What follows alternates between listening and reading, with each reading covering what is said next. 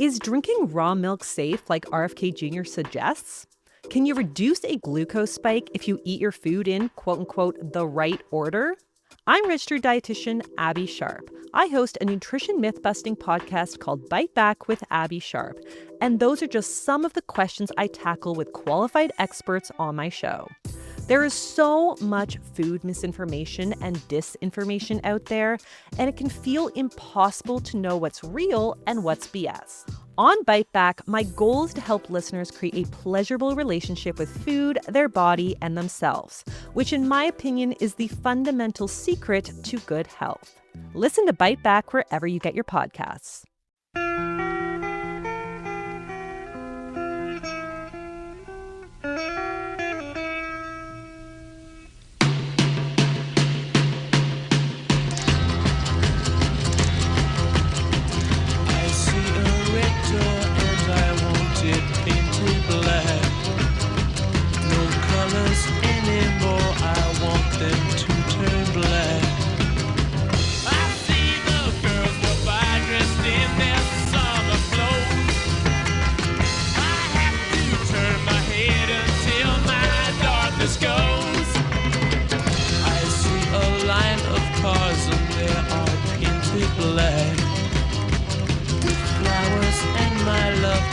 Never to come back. I see people turn their heads and quickly look away. Like a newborn baby, it just happens every day. I look inside myself and see my heart is black. I see my red door, I must have it painted black.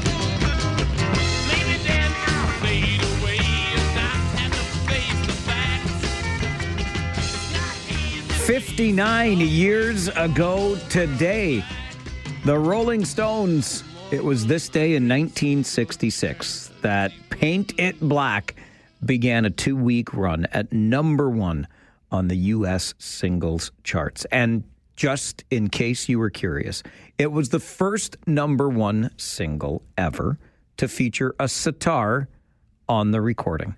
So there you go. On this day in 1966, Paint It Black, sitar featured on the recording, goes to number 1.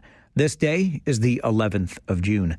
We are now into 2025. Heck, we're almost midway through the year already. Can you believe it? 6 minutes after 9 on this Wednesday morning. Thank you for stopping by, spending some of your time with us. If you also spent some of that time listening to All News Mornings with Christine Clark and Mark Douglas, good job by you. You no doubt heard that the City of Kitchener is looking at the $1 million bill that it costs them to send out bills by mail. $1 million to get bills into the hands of people that pay them. I'm a big believer in meeting people where they're at. I understand that you might be looking at this budget line item and thinking, boy, $1 million, we could really, shave some of that expense off by getting people to take bills electronically, etc. Hey, Kitchener, you want to save $1 million? I got some ways you could save $1 million. I'll point you to a few bike lanes that you don't need to implement. How about that for starters? You want to save $1 million. So many ways to save $1 million. But we're going to take a look at the budget line item that is postage. If you want people to pay the bills, you better get people the bills. Anyway, something else that you may have been wondering about, and I am long overdue in letting you know about, and I'm sorry for that. I know that when I get a message from my mother saying we were having dinner with friends, and everybody's wondering, how much did you raise during Farwell for hire this year? It's kind of like going 100 miles an hour and then slamming on the brakes. Hey, there's another way that Kitchener could save some money. How about fewer ding-dang signs? Could we do just a fewer of the ding-dang things? 30, 40, 60, 50, 30, 40 maximums. Begins here, ends there. Enough with the ding-dang signs. Anyway, it's like going 100 miles an hour and then slamming on the brakes. And all of a sudden, everything Farwell for hire related disappeared, right? I know. It's the month of May. It was a busy month. I inundate you with stories and fundraising, success stories, and you name it. and then all of a sudden it disappears. Well, here's the thing, and if you've known me for a minute, you know that I'm a wee bit, just a wee bit on the anal side, and I get like it's got to be a certain way. I'm very regimented like that, and so I don't like to, announce anything prematurely. I want to make sure all the I's have been dotted, all the T's have been crossed, all of the donations have been accounted for. And so we've still got a couple of outstanding donations to collect on. Plus, do not forget this coming Sunday, yes, this Sunday at Barry's Asparagus Country Farm Market. It's a beautiful spot. You're going to love it. And if you haven't been there before, make sure you come on Sunday between noon and 3 to Barry's Asparagus Farm, where we will be having some deep fried asparagus off the field, into the schmuck truck, and then into your hands. Beautiful, with a little garlic aioli. It's going to be fantastic. It's always a great day. Sunday, noon to 3 at Barry's, and that'll be our final fundraising event. So we'll get that done. We'll calculate all of that, and then we'll have a final number. And I hope to be able to share with you that final number before the end of next week. Okay, so hang in there with me. I just want to make sure that we don't announce anything prematurely. I want you to know the number when the number is official. Coming up next week, and come and join us Sunday, noon to 3 at Barry's for some deep fried asparagus.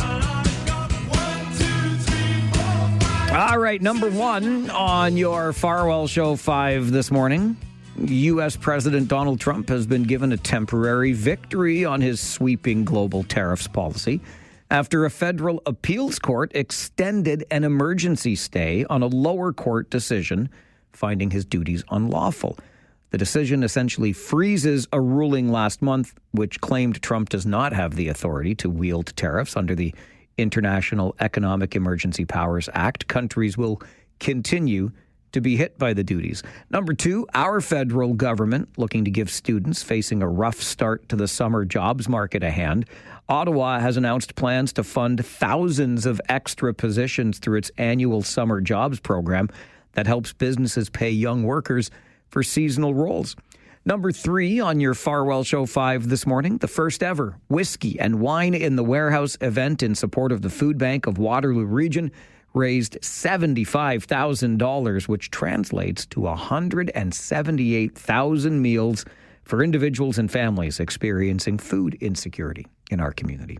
Number four, the Alzheimer's Society of Waterloo Wellington surpassed its fundraising goal at this year's Walk for Alzheimer's, raising more than $145,000. The funds raised directly support essential local programs and services that enhance the quality of life for those affected by dementia. The Society had set a fundraising target of $135,000. And number five, on your Farwell Show 5 this morning, the Canadian Hockey League has announced its finalists in 10 award categories, and you'll find a couple of familiar names among them. Kitchener Rangers head coach Jussi Ahokas is a finalist for CHL Coach of the Year, the first European to be recognized for that honor. And goaltender Jackson Parsons is a finalist for CHL Goalie of the Year. And that is your Farwell Show 5 for this Wednesday morning. We'll take a break. When we come back, your morning wake-up call. Are you anxiously awaiting the arrival of all-day two-way GO transit to serve this region? Are you waiting? Are you still waiting for the all day? See, this is what they're going to do. No, they're not. We need some accountability at this agency called Metrolinx. I will share with you the latest reason why I'm starting to think it may never happen. All-day two-way GO. That story, your morning wake-up call, coming up on the Mike Farwell Show, 570 News Radio and Rogers TV.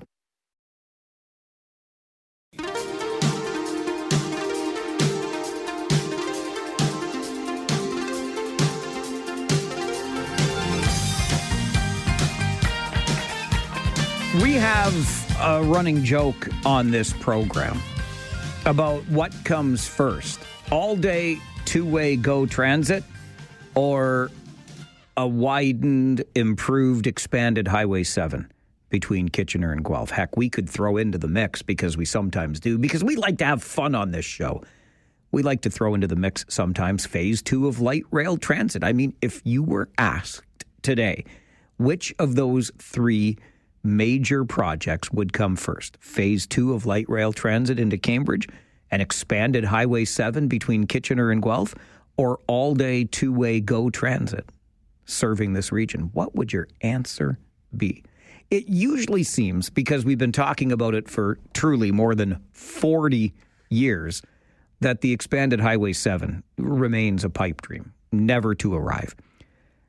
Phase 2 of light rail transit into Cambridge, oh boy. I want it for you, Cambridge. I want it for us as a region. I think we've got the chutzpah to get there someday. I don't know when, because we're going to have to find $4.5 billion, but nonetheless. And then there's the matter of all-day two-way GO transit. And we've been talking about it for how many years? And we keep getting these little incremental improvements. Oh, this is going to get us closer to all-day two-way GO.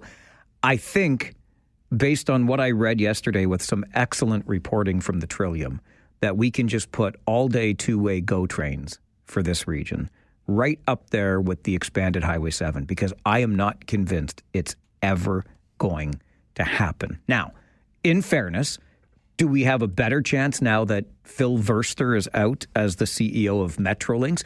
Metrolinx is the agency that oversees these transit projects, including GO trains in this province. And I'm here to tell you, we've got a majority provincial government here with the Conservatives in Ontario, right? So if you want to do something, how about bring in some more oversight at Metrolinx, or maybe blow at the HE double hockey sticks up and start all over again? Because I don't think this agency has a clue about what it's doing or how to manage large-scale transit.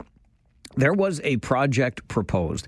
It takes us back to 2000. Probably talking, because I know when you say, oh, European style, and this is Canada, and this and that, we've got a critical mass of, 6 million or so plus people in that area, between all of the GTA areas into Hamilton, here through the region of Waterloo, Guelph, think of all, Georgetown, Caledon, think of all of it. We're talking many millions of people that are currently underserved by transit. And after years, and a partnership that was already being formed with a German railway company, the plan was just shelved. It was just put on a shelf. Nobody was given the exact reason why, and nobody has yet been told how many millions of our dollars were spent on trying to get the plan off the ground. In 2022, so again, I think this goes back to 17, 18, so 4 or 5 years later, the plan became even more ambitious, calling for trains every 3 to 8 minutes at peak hours. And it had the backing of Premier Doug Ford himself in 2022. And then, poof, where does it go? The relationship between Metrolinx and the German rail company fall apart. Multiple sources from within Metrolinx have been quoted on this. And here's the one. Here's the quote that jumps out to me.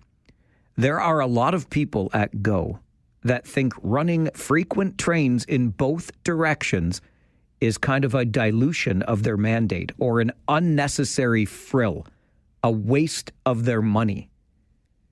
Frequent trains in both directions is an unnecessary frill. It's a waste of money for an area that is backlogged with traffic on the 401 and serves millions of people. If you could get on a train from this region, raise your hand if you're anything like me, and my apologies to the Greater Toronto area and all that Toronto as a city has to offer. It's a world-class city, right?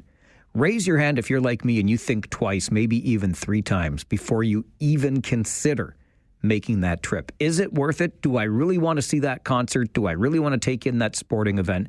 Because it can sometimes take you 3 hours to get there. If you had a train that would get you there in 90 minutes, wouldn't you hop on that train every time and twice on Sundays? I know I would.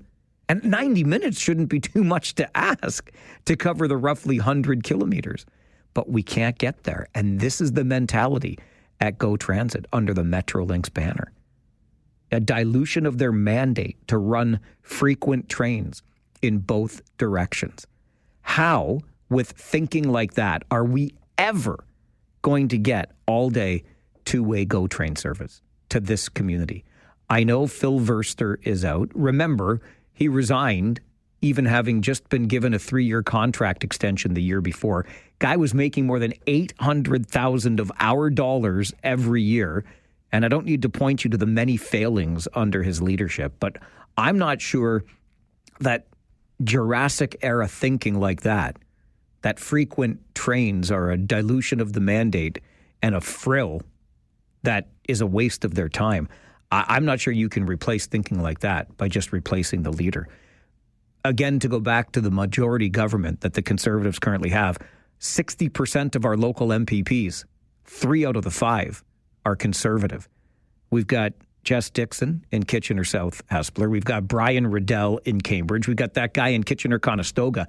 Talk to them and ask for some accountability here, because our region has long ago deserved all-day two-way GO trains. And based on this reporting, I'm not sure we're ever going to see them. Who's accountable for this? Who gets held accountable for this? And how do we move forward with something, a plan so ambitious, backed by the Premier, and then it just disappears? And all the millions that were spent on it, nobody tells you how much. Nobody tells you where it went. No accountability. It might be time to dismantle Metrolinx entirely and start from the ground up. But all-day two-way GO does not seem like it's stopping here anytime soon. This is the Mike Farwell Show, 570 News Radio and Rogers TV. It is a Thursday morning on the program, which means... Oh, wait, is it Thursday? It's only Wednesday. Oh, my goodness. I was thinking ahead because I got an email from Gary Chalk. He'll be here tomorrow, our humor columnist who writes Living Retired. He's here every Thursday morning. Whew, jumping ahead of myself. Thursdays at 10:30 for Living Retired. But Gary sent a great suggestion via email this morning to Mike at 570news.com. If Kitchener wants to find that $1 million to help pay for postage, all it has to do is install a speed camera.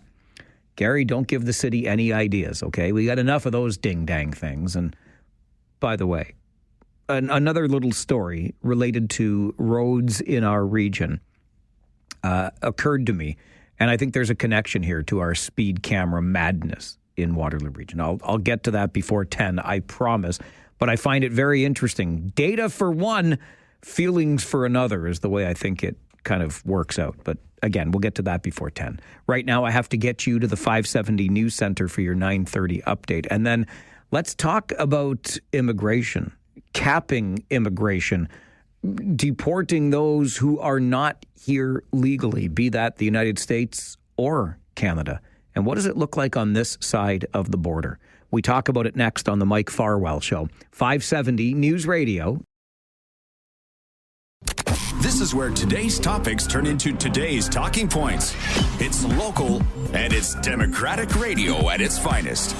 This is the Mike Farwell Show on 570 News Radio. We will return our immigration to sustainable levels by capping the total number of temporary workers and international students at less than 5% of Canada's population by the end of 2027. That's a sharp drop from the recent high of 7.3%, and this will help ease strains on housing, on public infrastructure, and social services. The Mike Farwell Show continues on 570 News Radio. And that, of course, is Prime Minister Mark Carney in introducing the Strong Borders Act, strengthening border security. And you get a bit of an overview from that clip as to the approach to immigration, keeping caps on or in place that were brought in under the previous regime, and essentially making efforts to keep happy the leader south of the border in the Oval Office in Washington. Syed Hassan is the executive director of the Migrant Workers Alliance for Change, joins us for a conversation. Syed, good morning. Good morning. Thank you for having me. Thank you very much for making the time. What are your concerns with Bill C-2, the Strong Borders Act? So first I'm going to talk about what C-2 does to all citizens, like you, me, everyone who's listening, and then I'll talk specifically about migrants. So what C2 does is it gives the government the power to force tech companies to create a backdoor in their system that will allow them to get warrantless access to your personal mobile and internet information. It allows the policing agencies to get way more other personal information without due process, and it allows them to give and get such information, potentially give, but definitely get such information from foreign agencies, not just in the U.S., but anywhere in the world. So this is actually has nothing to do with the U.S. This is a massive expansion of policing, encroachment in personal rights and personal information, even though it's called the Strong Borders Act. Now, what it does to migrants and refugees, very differently from what Prime Minister Carney said in the clip, is first and foremost, it allows the government to cancel any and all groups of immigration documents. This means permanent residencies, people who've gotten permanent residencies, but also any other study permits, work permits, refugees, whether you've been approved, so you already have your permanent residency or your study permit or your work permit, or if you're in the process. This is incredible government overreach. This has never been possible to just be able to cancel millions of people's rights in the country at the drop of a hat. And the problem is maybe Carney doesn't plan to use it in a nefarious fashion. But how do we know that a future government won't come in because the laws are forever? Also, what this law does is that it says once you've been in the country for more than a year, you can't apply for refugee status. That, again, is bizarre because obviously your country conditions change. And the law is backdated to 2020. That means when Russia attacked Ukraine in February 2021, if you'd been in the country for longer than a year, you'd be like, sorry, you can't get refugee status. We don't even know if those Ukrainians will have their refugee status revoked based on these laws. So this is a massive expansion of government power to attack immigrants, refugees, and also all citizens. And it should be stopped. It makes no sense. It's nothing about the U.S. How do you plan to respond to this? So, there's a lot of anger. I think most organizations in the country, most civil liberties groups, immigrant and refugee right groups are calling on the government to stop. This is a 126-page bill. We understand from ministers that they had less than 2 days to look at it. Most of them don't even understand it. It's just been shoved through. So we're calling on the government to withdraw it. It doesn't make sense to take all these different aspects, shove them into a bill and put them out. But Carney is doing this thing right now where he's, introducing a new law every day. And the next day it's about the One Canada industrialization bill. The next day it's the NATO money. So I think people are feeling that this overwhelming expansion of powers that will be used against, any individual, but also people who are protesting the nefarious aspects of some of these other bills. So it's a big problem. And I think lots of people are calling their MPs, telling the government to withdraw this bill. You have pointed out, Syed, that Prime Minister Carney campaigned on being different from Donald Trump, yet this bill now comes before the House of Commons in Ottawa. Do you see comparisons here between this bill and what's currently happening in the United States, specifically Los Angeles?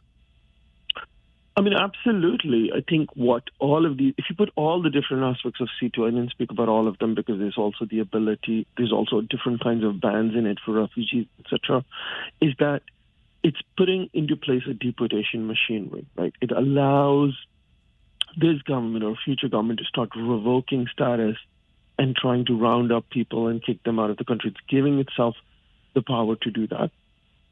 And that's exactly what's happening in the U.S. First, frankly, President Obama was the one who passed laws similar to what Carney's passing, that Trump could then, in his first and then more importantly, in his second term, is able to expand. And so, of course, people are not going to allow their family members, their co-workers to have their status revoked and be deported. I think, most of us know someone who's a permanent resident. Most of us know someone who is an immigrant. To be able to have these kinds of massive increase in powers will be resisted, just as it is being done in LA. And then, of course, the military is being sent in. The Marines have been sent in LA. So this is not the direction of the country. The government doesn't need this power. It doesn't need to just be able to share any information. Police do not have any place in forcing tech companies to get our personal information. This doesn't make sense. It should be rejected. I urge everyone to look up Bill C2. They can go to the Migrant Rights Network website and sign a petition, but also just in general, educate themselves about what Carney's trying to do here. Would you foresee that resistance here in Canada being similar in terms of the protests like we're seeing in the United States? Well, what I was saying is, Carney's doing what Obama did, and then it took future governments to make matters worse or pass worse laws, start deporting people en masse. But absolutely, I think that, what's happening in LA is what's happening in LA primarily is that there is a roundup of people. Homes are being raided, children are being detained, taken away, like 6-year-olds, 5-year-olds are being imprisoned, and people don't want that. So I think that, we've seen in Canada again and again when our rights are trampled, individual rights and our collective rights, people do not sit by quietly. But at the same time, we just don't want the government to have this power in the first place. You don't want the government to be spying on you and snooping on you. You don't want the government to be revoking your immigration papers. Right? That doesn't make sense. Once they go, and you have to remember, this is his first law. Bill C2 is the first law Carney proposed, because C1 is the speech from the throne, right? So this is, this doesn't make sense. We want due process. We want refugees to have a right to a hearing. You want to have people who've been, if you're going to cancel someone's permits, they must have a day where they show up in court and they get to understand why and be able to appeal. These are very basic things that justice requires. And if the police are going to go after your personal information, they better get a warrant. There needs to be some oversight. Any attempts to remove oversight is contrary to what, Carney said he was going to come here and fix the affordability crisis. Why is his first bill about more policing, more security, and canceling immigration permits? And why is he lying and saying this is about the U.S.? This is not about the U.S. at all. Not one of these things. There's also this bill, as I said, is 126 pages. It also allows Canada Post to open your mail without any oversight, right? So there's a whole bunch of stuff that's happening here that, you're just learning because it's being pushed through so fast. Syed, I appreciate your time on the show today. Thank you for being here. Thank you for having me. Syed Hassan is the executive director of the Migrant Workers Alliance for Change. He says Prime Minister Carney campaigned on being different from Donald Trump, yet his very first bill is a shameful capitulation to racism and xenophobia, which abandons Canada's legal and moral obligations to refugees and migrants. Very similar is this bill to legislation brought in by Barack Obama in the United States. And once you open that door, it just takes another regime to open it even further. I'll remind you what U.S. President Donald Trump said during the campaign last year. On day one, I will launch the largest deportation program in American history. I will rescue every city and town that has been invaded and conquered, and we will put these vicious and bloodthirsty criminals in jail or kick them the hell out of our country and fast. Rhetoric like only the U.S. president can deliver. Are we in a place where the government has gone too far? Here in Canada, with the overreach that Syed just talked about, in the United States, with what we are witnessing in Los Angeles, government overreach, has it run amok? 519-570-2545, star 570, and 1-800-570-5715. Your calls after this on the Mike Farwell Show, 570 News Radio and Rogers TV. Once you've been in the country for more than a year, you can't apply for refugee status. That again is bizarre because obviously your country conditions change. So this is a massive expansion of government power to attack immigrants, refugees, and also all citizens. And it should be stopped. It makes no sense. It's nothing about the U.S. Is it too much government power? The Strong Borders Act, Bill C2. the first piece of legislation that Prime Minister Carney brings before the House. Syed Hassan, executive director of the Migrant Workers Alliance for Change, certainly thinks so, makes comparisons to what's happening right now in the United States because Barack Obama brought in similar legislation, and all it takes is a leader, a la Donald Trump, with a different agenda to push that door open even further. Will we see something here akin to what we're seeing in the United States? I don't think so, but I'll remind you that there are an estimated 500,000 people in this country currently illegally that Canada seems to believe will voluntarily leave. Again, I don't expect the kinds of raids here that we're seeing in the United States. And when there are protests, because you know there will be, I do not believe we will meet those protests with force, i.e. the National Guard. But it's a very interesting time in North America. Let's go to the phones and hear from you. Doug, good morning. Good morning, Mike. I just heard partway through your interview with that gentleman, and now I heard you say there's 500,000 people here illegally. That we get propaganda news here, and we don't get all the details of what really goes on in the United States. I get some good talk shows and accurate information from AM American stations in the evening. Okay, so what are you missing, or what are we missing? What have you heard? What's the accurate information? Okay, it may be online, but there are people coming up from the South into Mexico or into the United States who have killed and murdered pregnant women. They kick them out of the country, and they come back and they do it again. There's so much crime committed by those people that Trump's trying to get rid of. And I believe that what's going on in L.A. and by the governor there is all exaggerated. Okay, listen, I get, Doug, where you're coming from. I'm not sure it's a great way to start making a point by saying I might be lying, but I have no doubt. I have no doubt that very bad people have crossed borders at times. The U.S. border, Canada's border, Sweden's border, I have no doubt. Where we run into trouble is if we start painting all people who have crossed borders with that same very bad brush. And this is part of what we're dealing with right now. Paul, good morning.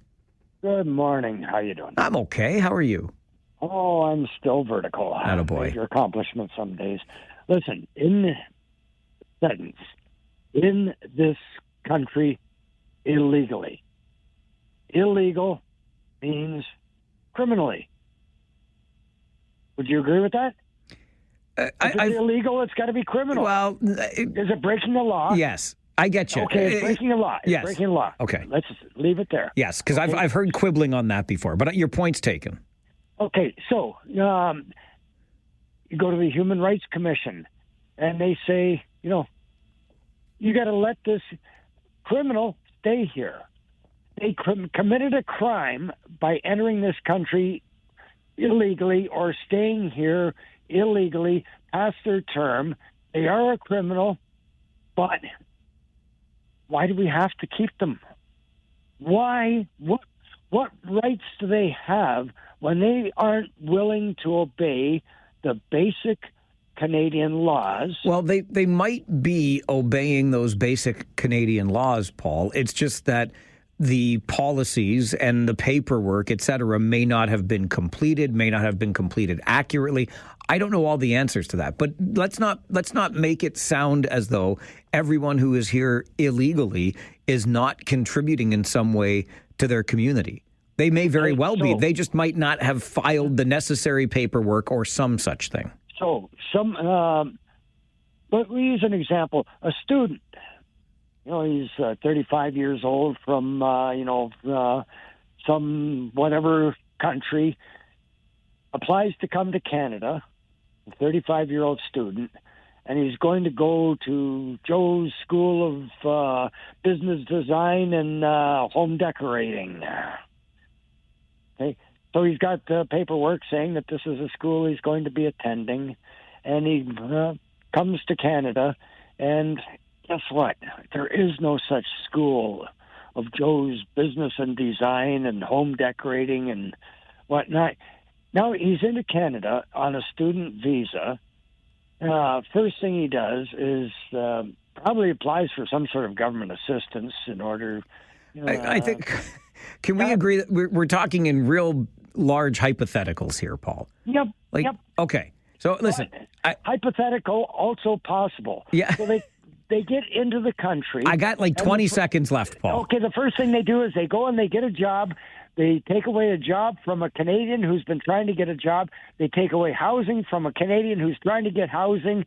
And we continue to allow them to come into the country unchecked.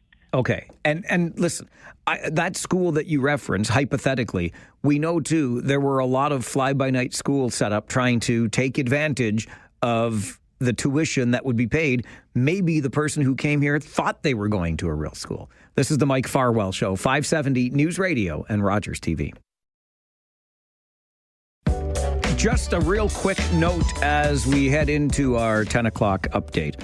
The region of Waterloo is looking at making safety improvements to a dangerous intersection in Kitchener. Weber Street at Sterling. If you know the area, you know why it would be dangerous. Very difficult to get across Weber Street or make a turn onto Weber Street from Sterling, given the nature of the road and the speeds being traveled. 17 collisions there in the past 5 years. So the region has data, which makes me ask the question, what's the data again for the lack of safety where we've created all these community safety zones and put speed cameras? What data, what collision numbers are we looking at to back up the use of the speed cameras? Just curious. This is the Mike Farwell Show, 570 News Radio.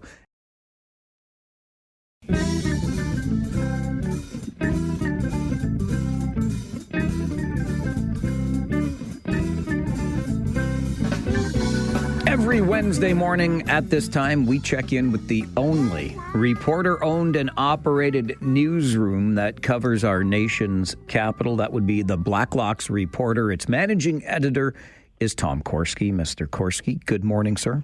Morning, Mike.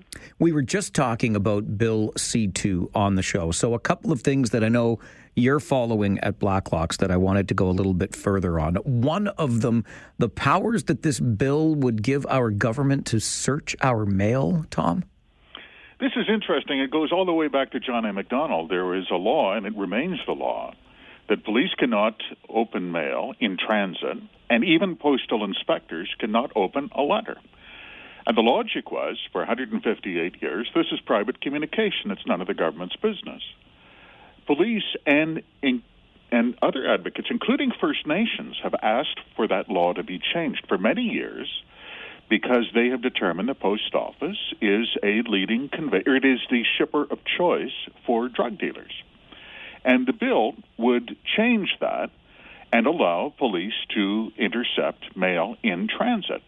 It's going to be interesting, Mike, when it gets to committee, because I can tell you there will be libertarians and civil rights advocates who will say, okay, if the government can now intercept communications on paper, it's a very short step to then intercepting communications electronically. It's really an interesting aspect of that bill to keep an eye on. Yeah, it certainly is. And, you know, that connects directly to the angle we were sort of discussing C2 from in our earlier segment, and that is around immigration, caps on immigration, etc. And our guest thought there might be some comparisons right now here in Canada to what we're seeing in the United States with those ICE raids. And one of the statistics we, of course, discussed in that last segment is the reported 500,000 immigrants who are currently in Canada illegally. And the question has always been, Tom,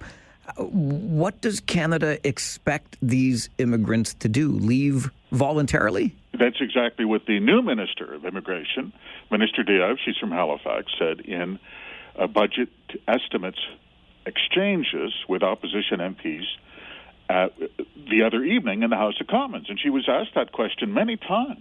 It's their estimate, by the way. This is not a conspiracy theory. We see that in Department of Immigration internal reports. They admit they do not know how many illegal immigrants are in the country. These are not just people who've crossed the border illegally, but, for instance, people on temporary permits, visitors, foreign students, whose permits expire. And the minister said, well, it's your job to leave the country. It's my expectation. How did she put it? Minister Diab said, anybody whose visa expired is expected to leave, end of quote. To which MP said, are you kidding me? I mean, you wouldn't enforce the Highway Traffic Act that way.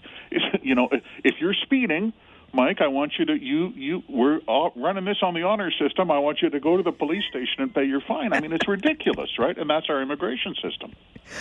I'm sorry, officer. I went 6K over on my way to work today. Honor system.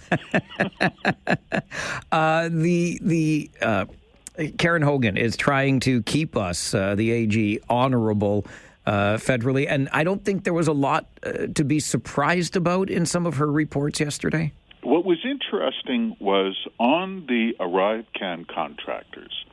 This was uncovered by MPs in parliamentary hearings, and they reached a certain point where they were confronted with destruction of documents. This is on the level. There were ArriveCan managers, contractors, who had dealings with suppliers, and there, in one case, a laptop with presumably very relevant emails was mysteriously destroyed, was corrupted. All the files were corrupted, just as the Commons Government Operations Committee was trying to get to those communications. What was interesting is there was no political interference in this. There is no evidence that any cabinet minister was pulling strings because I want my buddy up in Woodlawn, Ontario, to get this $20 million service fee contract. The bureaucracy made this up. There were managers, federal managers, who were taken out for drinks and meals by contractors. Mike, they were cutting up the cash. It was unbelievable. And that was the tone that came right from the top with the COVID-era spending. Feds borrowed and spent $500 billion. We know there is a class of COVID millionaires. They became rich on sole-sourced federal contracts. Unbelievable. Yeah, the check and balance just wasn't there, was it? And they were warned. There was a prosecutor from Quebec in the old Charbonneau Commission. That was the one that had 4 mayors resign over shenanigans in construction bids. And there was a former prosecutor, and he told them, he testified in committee, he said, you say this is an emergency and there's no time to cross T's and dot your I's. He said, you're wrong. This is exactly the time when this much money is going out the door. You must have real-time audits, and nobody listened, and here we are.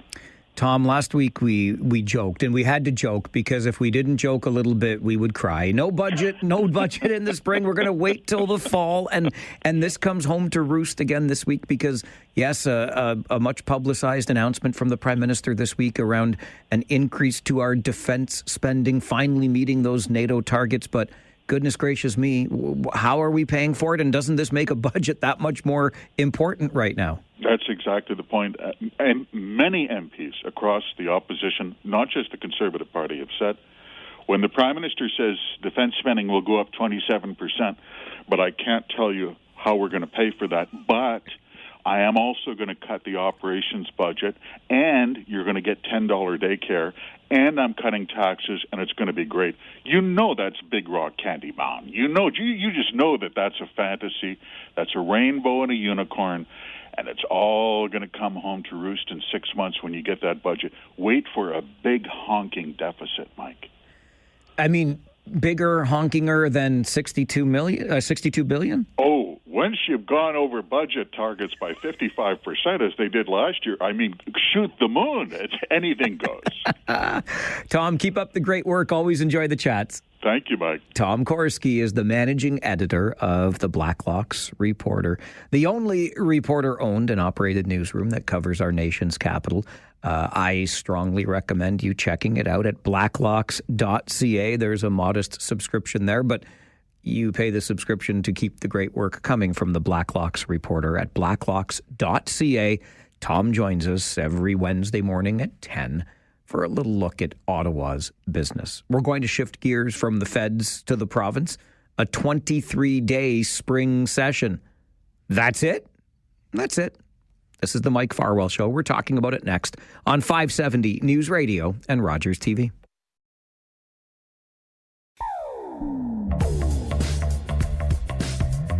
From minding Ottawa's business with the Blacklocks reporter to our provincial legislature, which is done for the summer.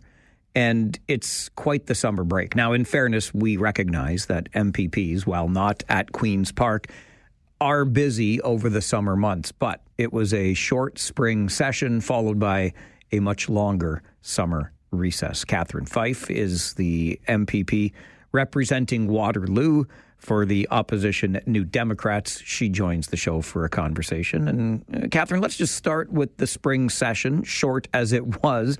What are your takeaways from the last sitting? Well, I mean, I have to tell you, Mike, I mean, it was a very contentious sitting. It was very short. It was only 23 days. The government was ramming through a number of pieces of legislation, many of which was supposed to be targeted around our tariff response to Donald Trump and the economic insecurity that he's bringing to Ontario. However, there was definitely a sense that the government sees this as an opportunity to run roughshod over traditional patterns of, doing business in Ontario. And one of those pieces of legislation is Bill 5, which is it's a huge power grab from a legislative perspective.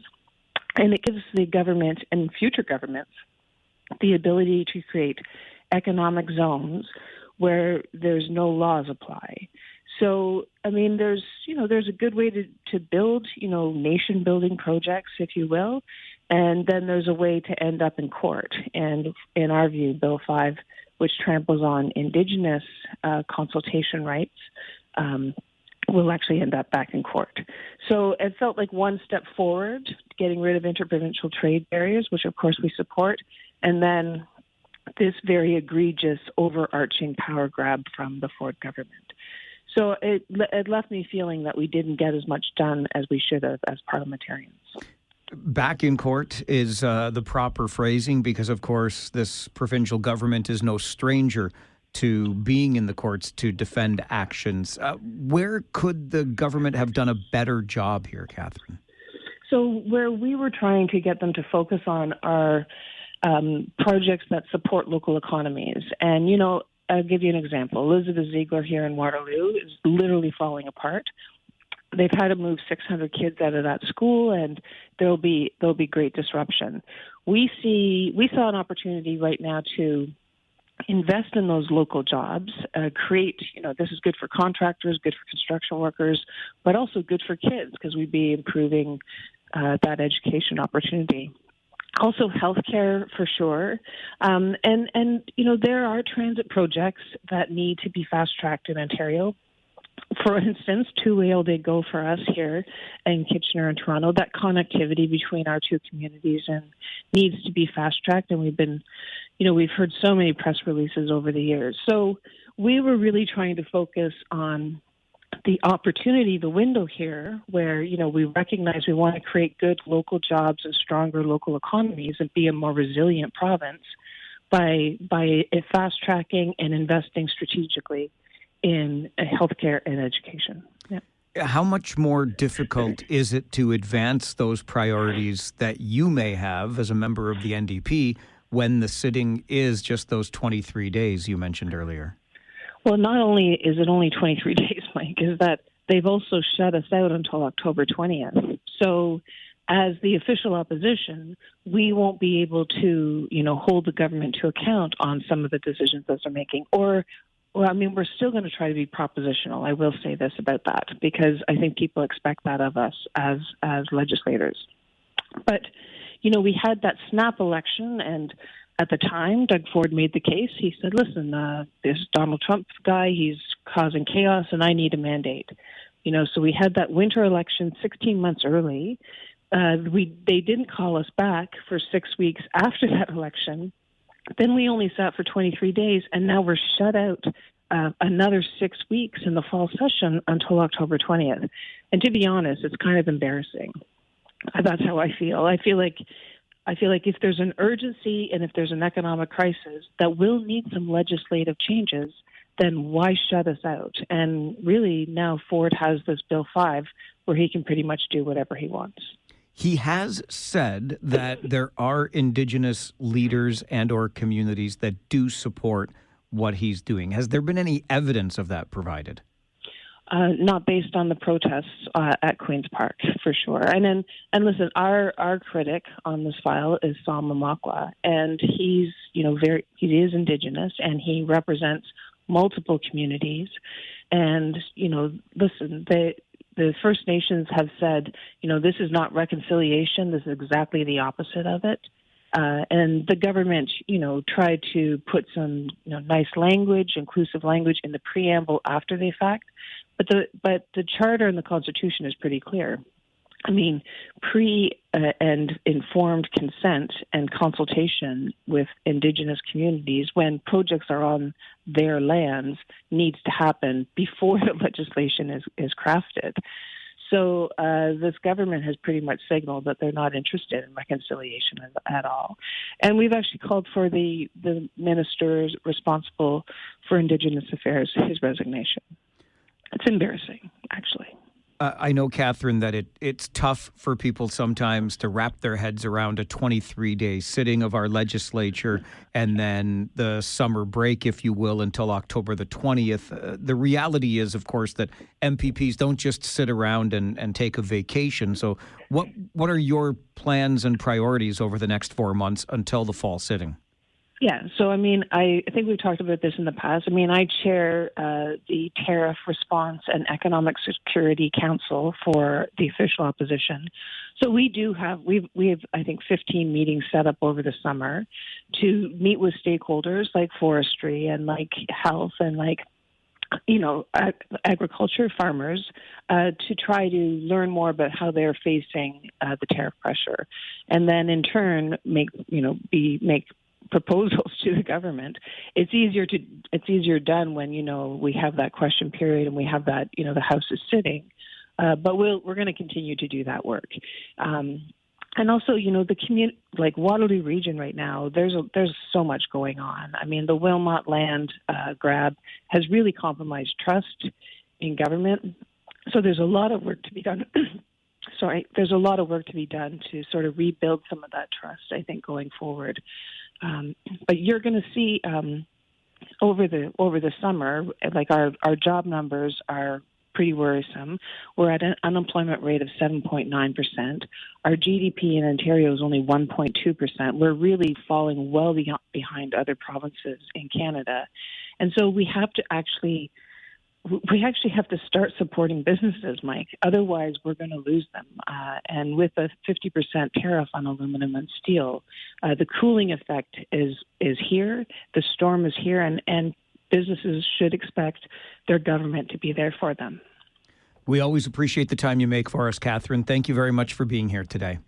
Thanks for your time. Take care. Catherine Fife is the MPP representing Waterloo, joins us to talk about the 23-day spring sitting of our provincial legislature, the 4-month break ahead, and her priorities as she heads into the summer. This is the Mike Farwell Show, 570 News Radio and Rogers TV.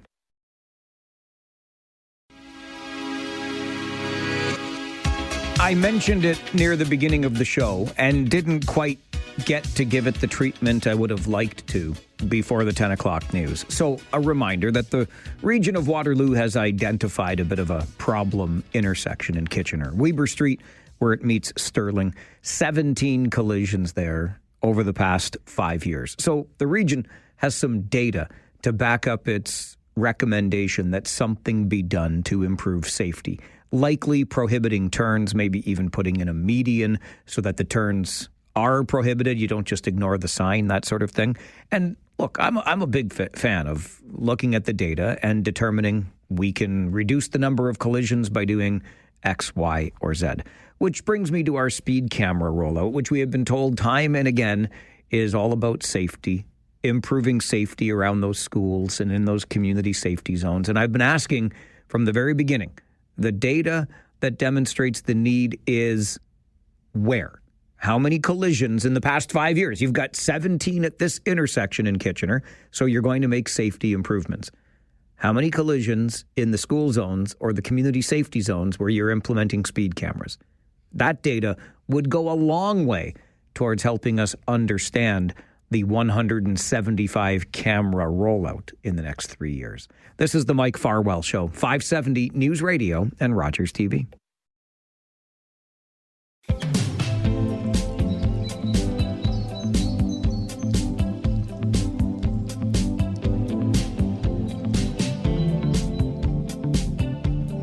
It's going to be here before you know it, mid-July. Give it 5-6 weeks or so from now. On July the 19th, right here at the Boardwalk, the annual Scotland's Yard Road Hockey Classic, ready to get underway for another year. Very pleased to be joined by Jacqueline Sherratt, who's a board member with the Hospital Foundation and the owner of Jacqueline Sherratt Design, not to mention a driving force behind the organization of this annual ball hockey tournament. Jacqueline, good morning. Hi, Mike. Thanks for having me. It's an absolute pleasure. Thank you again for making the time. You've been at this for many years now, and I thought maybe we could go back to the beginning of it all. How did you get involved with this fundraising for our hospital foundation? Yeah, I actually, I have to give credit to Toby, who is the chair of the foundation. She kind of pulled Ben and I aside and said, I have this great idea. Would you guys be interested? And immediately anything to do with, children's care and the hospital and health, we were like, yes. And so then it kind of snowballed from there, and it became this really amazing event that combined community and hockey and children's cancer care and children's health care. And it was all things that were important to us. And that's kind of just where it started and where we're going still. You mentioned Ben Sherratt, your husband, who people here will know well the name from his time in the Ontario Hockey League and, of course, the National Hockey League. And I think that's what makes Scotland's Yard a little bit different and so much fun because, yes, it's a road hockey classic. We're playing it in the middle of summer after all, but it's a chance to play some road hockey alongside some NHLers. Yeah, exactly. People are coming out to play in this tournament. They're giving their time and their energy. So we want to give it back by, letting people have the experience of playing with pro hockey players, semi-pro hockey players, women's pro hockey players, just making people excited to play hockey and do it for something great. Registration remains open until the end of this month, June the 30th. So what do we need to know, Jacqueline, about Scotland's Yard, how we can get involved and help with this important fundraising? Yeah, as you mentioned, registration closes at the end of June. We actually have a record-breaking 72 teams this year, so that's super exciting. And we will be capping it off eventually, but yeah, you have until June 30th to get your team in. You just by signing up, you help this cause because everything's going to the charity. We want people to come out, have a good time, learn more about Scotland's Yard, which really is just trying to bring care closer to home for families that have children with cancer. We want to make it easier for those families dealing with this unimaginable disease, and we want to make them feel comfortable. So anything we can do to help is what we're trying to do. So there's also going to be beer gardens, food trucks, face painting, activation tents, and those all go back to the charity if you purchase something. So we're just trying to really make it just a huge community event with everything going back to the charity, and at the end of the day, making things easier for kids that are sick because it's just unimaginable, really. Any idea, Jacqueline, over the years, how much has been raised through this annual tournament so far? Yes, actually. Another reason to get involved this year is we're trying to hit our $1 million goal. We're almost there. We've almost raised $1 million from this event alone, and we're really hoping this summer we can get there. So honestly, any dollar counts, just donating towards it, and we're really proud and really excited to get there. That's an incredible accomplishment because what is this, year number 3 or 4? Year number 4. Year number 4. Yeah, and you're going to get to that, you're thinking you can get to $1 million raised. Yeah, we were so close, and I think we're going to hit it this summer, but we obviously can't do it without everyone's help. Absolutely amazing. So for anybody listening that might be inclined to take part, I mean, do I need to be a really good hockey player? Do I need to, what do I need to know?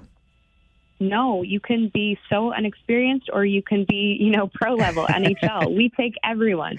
Everyone's welcome. We have a division for everyone. We have competitive, we have non-competitive, recreational, and this year we actually implemented a 50 and over division because we had that request. We don't want to be competitive. We don't want to get, a knee replacement after this, but we still want to come out and play. So if you want to sign up for the 50 and over division, that's a great new thing we have this year, and it's 2 games instead of 3. And just, it's for the kids. It's fun. So just, that's what we've got going on. I love it. A great division to add to the annual tournament. Website, any place we can go for more information and maybe to register before that cap hits before the end of the month, Jacqueline? Yes, syhockey.ca. You can register there. You can donate there. You can see pictures from all the past years, all the fun that was had. Everything's there. I'm looking at those pictures right now. It is just a great event, and tons of fun is had by young and old hockey fans, hockey players.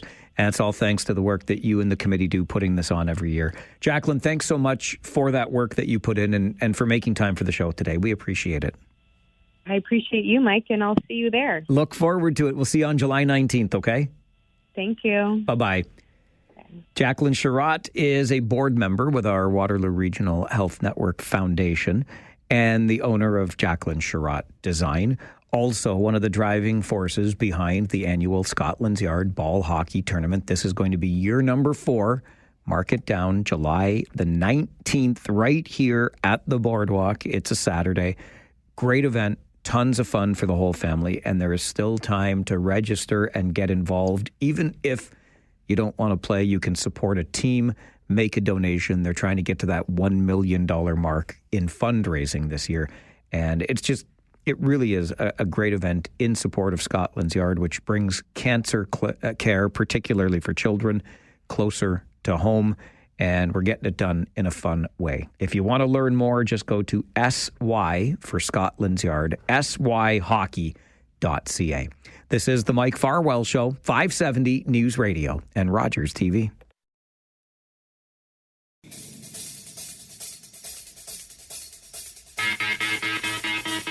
Well, I love the opportunity to catch up with some previous guests who continue to blaze a trail of success in their chosen field. And it's a great story here in the region as we welcome the founders of AutoKate to the studio. Steph Bruin's with us. Good morning, Steph. Nice to see you. Good morning. Happy to be back. And Elle Pike is with us as well. Not just, pardon? Emily Pike. Yes, sorry. I had a short form written in this email, and I should have asked, who's not just with AutoKate, but also a Woman of the Year award winner last month, the KW Oktoberfest Women of the Year. We'll get to that in a minute. But Emily, good morning. Thanks for being here. Good morning. Steph, let's start with you. Can you tell us the story behind AutoKate for those who may not know? Yeah, happy to. So AutoKate, that stands for Auto and Educate. And it started with, Emily and I are both licensed mechanics, and we both have sisters. And our sisters aren't mechanics. And when they have a question about their car, or they're not sure, or they're dealing with a mechanic, they've got a big sister that they can call who they trust and will never steer them wrong. So that's what AutoKate is like making sure that everyone's got a big sister mechanic that they can call and get some good advice on their car. What was it like for you going through the process of becoming a licensed mechanic? Because I know I'm not telling tales out of school when I say that is a very male-dominated field. It was challenging, to say the least. Rewarding. The work itself is rewarding. Unfortunately, the trade very difficult. And sadly, like meeting Emily was amazing. Emily's 10 years my junior. But sadly, our stories are very similar in terms of what it's like facing the discrimination that you're going to get in that industry. Emily, how did this meeting come about? Actually, we met at the Woman of the Year Awards in 2021. I think so, yeah. Steph came running over to me, and she was dressed like a mechanic, and she went, I heard there was another woman mechanic here, and she came and found me. It was awesome. So she told me about what she's doing with AutoKate and asked if I wanted to come by and help out a little bit, and we clicked right away. and it's been awesome. What makes the work rewarding, to use Steph's word a moment ago? For me, it's teaching.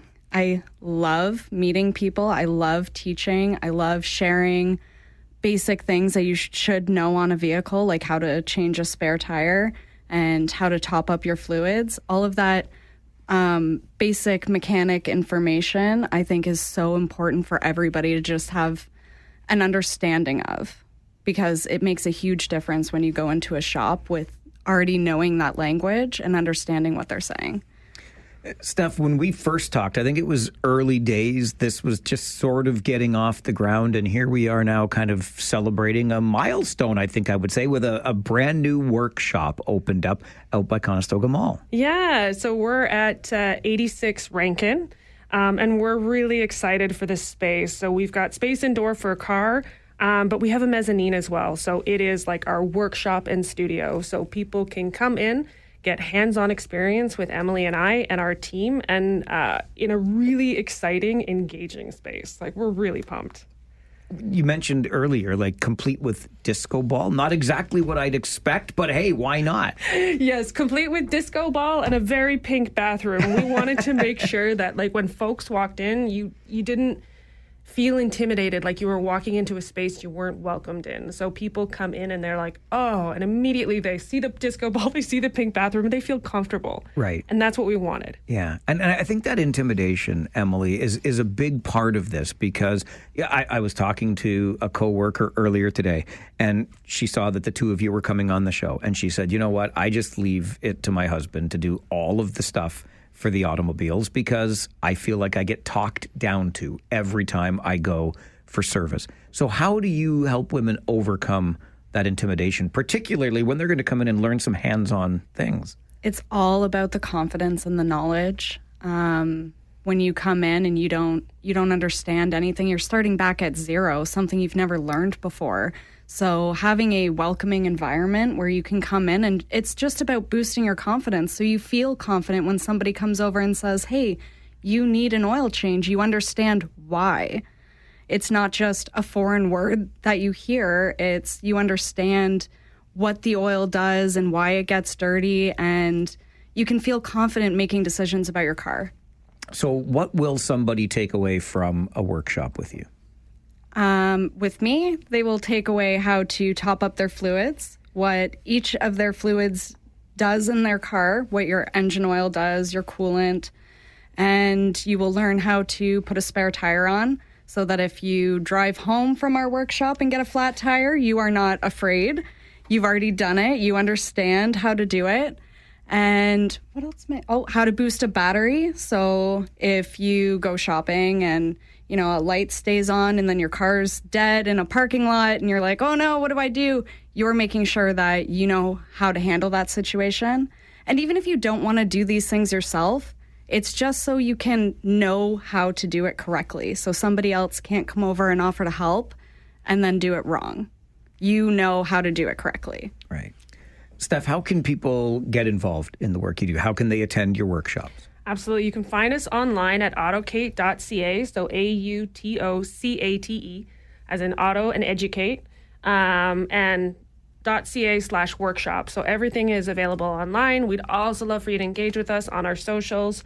We're pretty excited when folks interact with us and ask us questions, then we can make some awesome content and help answer those questions. All right. Autocate with a C, C-A-T-E, like educate. Autocate.ca. And now, Steph, working alongside a Woman of the Year in Skilled Trades. Emily, congratulations on that. Thank you. How does it feel? Oh my goodness. I was over the moon. It's been surreal.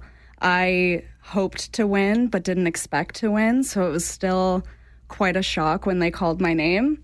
It took me a minute where I was like, oh God, that's me. Like, I have to go. It's been very, very exciting. As it should be, very deserving. And it was a great speech as Thank well. you. I happened to be there that night. It was awesome. Well done. Steph, did you imagine yourself, like when what inspired you initially to become a mechanic? I loved cars. And, I had the right amount of love of cars and complete naiveness of like what to expect. And so that's why I got into it. What I'm getting now is just more than I ever anticipated. And working alongside Emily has been more rewarding than I could have ever anticipated. Yeah. Emily, what first inspired you? Cars as well. Yeah. Shared love of cars with my dad. He was always tinkering in the garage, and, you know, I got that, hold the flashlight. And yeah, no, I loved it. I found a love in high school, and I took just a regular auto class and ended up getting 98% in that class. And the teacher pulled me aside and said, this is the highest grade I've ever given, so I'd really like to see what you could do if you continued with it. And from that point on, I never looked back.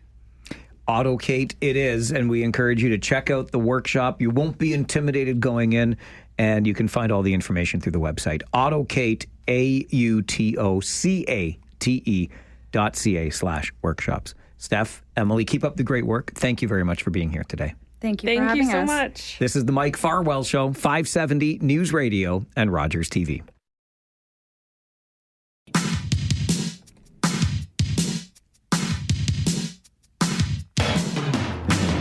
You know, the Stanley Cup playoffs and the NBA Finals are both underway. But you know, right, what the most or the fastest growing sport is in North America right now? There is no stopping the pickleball express. That's right, pickleball, the fastest growing sport in North America. And there is a movement afoot to bring the game into the high school sporting curriculum. Could you imagine playing pickleball organized in Kawasa and OFSA high school athletic events?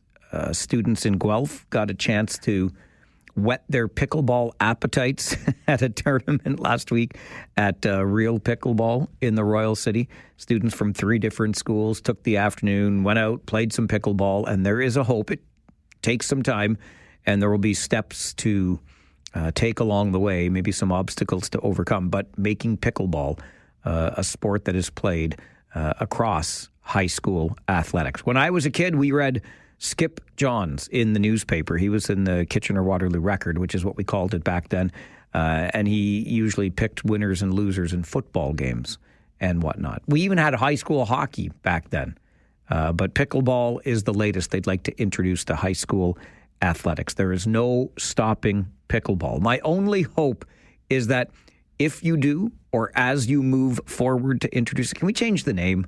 Can we?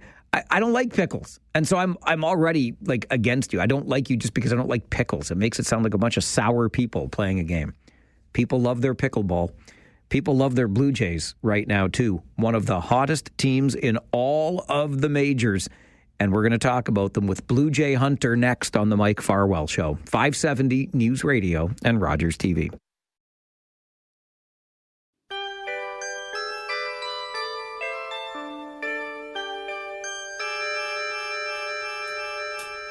The Whiz Kids had won it, Bobby Thompson had done it, and Yogi read the comics all the while. Rock and roll was being born, marijuana we would scorn. So down on the corner the national pastime went on trial. We're talking baseball, Klazuski, Campanella, talking baseball. The man and Bobby Fella, the Scooter, the Barber and the Nuke. They knew them all from Boston to Dubuque, especially Willie, Mickey and the Duke. Wednesday mornings, 11 a.m., our good friend Ian Hunter. He is the Blue Jay Hunter, and he joins us on the show to talk Blue Jays baseball. And we today will talk Blue Jays baseball in a way we have not talked Blue Jays baseball all season long so far. And you know what? The season's coming up on the halfway point. We're 67 games in, and the Blue Jays find themselves 7 games over 500. Morning, Ian. Good morning. What a difference a week makes. I know, right? We're talking about the first wild card spot Blue Jays right now. That's exactly what we're talking about. Mm-hmm. One of the hottest teams in the entire major leagues. It's funny how a few weeks can change things. I think 2 or 3 weeks ago we were talking about the rebuild word and who the Blue Jays could trade away, what kind of assets they could get back, and all of a sudden they're back in the thick of a playoff race. So it's been really fun to watch this team over the last couple of weeks. I remember either last week or the week before, we were talking about the Jays kind of getting on a nice little run, started by a series with the Oakland Athletics. If you're going to pick on somebody, pick on a cellar dweller. The Jays did that and then stumbled a bit, maybe came back to the mean, but found that groove, and now they just keep going and going. 8 wins in their past 10, again, climbing to 7 games above 500. The question I have for you, Blue Jay Hunter, how is this Blue Jays team, the same team we were talking about, who do they move at the deadline, getting it done? Yeah, I think it comes down to the bats have woken up. Starting pitching wise, not much has changed. They continue to be like a bottom 10 team in terms of starting pitching. Bullpen has been pretty decent, but yeah, the bats were all but dormant in the month of April. And just once the calendar flipped, aside from Anthony Santander, everyone just kind of flipped it into go mode. So you're seeing contributions up and down this lineup, not just from heavy hitters, guys at the top of the lineup, but like Alejandro Kirk, Nathan Lucas, Ernie Clement, Addison Barger, George Springer even. They're finally, I think I looked this morning, they're finally just above league average in terms of runs scored per game. I think they're averaging around 4.6. But yeah, if you took April, stacked it against May, it was like a night and day difference in terms of offense from this team. And I realize we're only 11 days into June, but it seems like they are continuing that trend of just mashing everything that they did in the month of May. You did mention a name I wanted to talk about a little bit more, and that is Alejandro Kirk. I mean, home runs in back-to-back games. I think the average over the past 2 or 3 games is like 700. The guy is hitting everything that he sees right now. Yeah, so I was going through some of these crazy stats about him right now. So he leads the league hitting with 2 strikes. He's hitting .356. I think that's also the second highest in MLB history, next only to Tony Gwynn. He's hitting .339 with runners in scoring position. He's hitting .368 in late innings through 7 through 9. He's just, the bat has been on everything. He had a walk-off hit against Jordan Romano last week. He had a go-ahead double off of Ryan Helsley on Monday in St. Louis. And another, as you said, a homer last night, 3 for 5. It is, again, he was another player that was coming fresh off this contract extension in the month of April, and he was not hitting at all. And everyone was kind of thinking, are the Blue Jays going to have some remorse for signing this guy to a giant contract? But I think we're seeing the potential in this bat. I don't know if he's going to hit .323 the rest of the way, but even just having a little bit of potency in that bat is really going to help John Schneider kind of lengthen out this lineup, because there are going to be days where Vladdy and Bo and when Anthony Santander come back, they're not going to be able to drive the bus on offense. You're going to need contributions from other guys. And yeah, Kirk he's really not striking out at all either. He's not striking out, and he's hitting everything. So his at-bats are kind of appointment viewing right now. I love to see it. I love to see it for a guy like Kirk, because he just strikes me as one of the more likable players we'll find. Yeah, and I mean, a few years ago, he had that all-star season where he had a really strong first half, and, his bat is kind of tailed off. He's kind of developed into a more defensive-minded catcher, and really, when that's the case, anything you get on offense has been gravy. But yeah, this guy's been one of the hottest hitters in Major League Baseball the last month. So it's a really cool turnaround to see. You mentioned another name that I wanted to talk more about, because you and I happened to be walking out to the parking lot at the same time yesterday and had a little chit-chat. Oh, it's going to be fun doing Blue Jays talk tomorrow, because here we are with a team that's so successful. They go out and win again last night. But Anthony Santander, not in the lineup right now. Max Scherzer hasn't been in the lineup.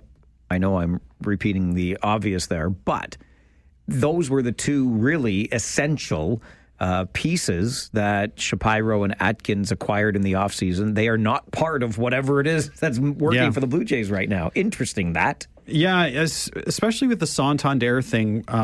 I think lately, not to like slag the guy, but I kind of think it's been addition by subtraction as of late, because the Blue Jays were getting nothing in terms of offense from him. So you plug in basically Addison Barger has kind of been your lefty power bat, and he's really stepped up. I don't know if he's going to continue this the rest of the season, but he's giving you plus offense in a top of the order situation.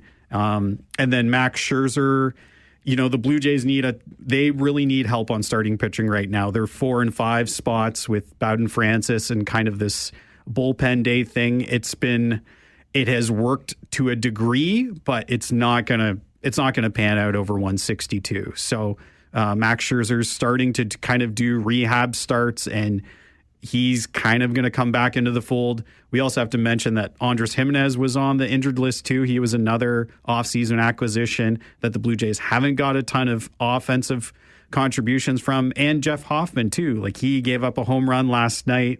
Some of his numbers aren't looking all that great. So despite all that, despite getting nothing from Santander, 3 innings from Scherzer, not a ton of offense from Jimenez, the Blue Jays still are where they are, 7 games over 500. So just goes to show you that sometimes there's some pleasant surprises and guys that step up when they need to. A sparkling 9 games above 500 at home as well are the Blue Jays.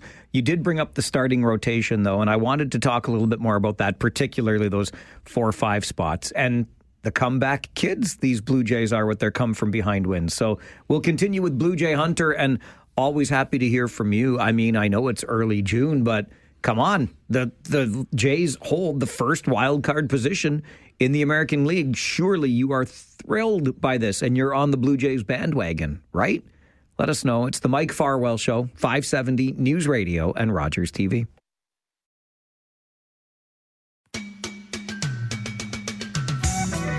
Ian Hunter is our Blue Jay hunter. He joins us every Wednesday morning, 11 a.m., to talk some Blue Jays baseball. And just to emphasize what a roller coaster it is, Ian was sharing during that commercial break, 2 weeks ago when we were having this conversation, the Blue Jays were 1 game below 500 at 27 and 28, and 3 games out of a wild card spot.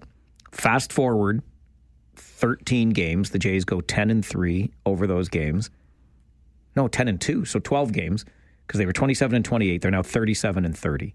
So they go 10-2, and they are now 1.5 games in front of holding the first wild card spot in the American League. That's wild how crazy. How fast that can change. That's what, and winning, they've won 5 consecutive series with the potential to sweep today. So just taking 2 out of 3 or even win or sweeping a series all of a sudden elevates you and vaults you over all these teams. So it's fun. It's a fun time to be a Jays fan right now. And one of the ways that they are winning is by coming from behind, getting it done in the 9th inning.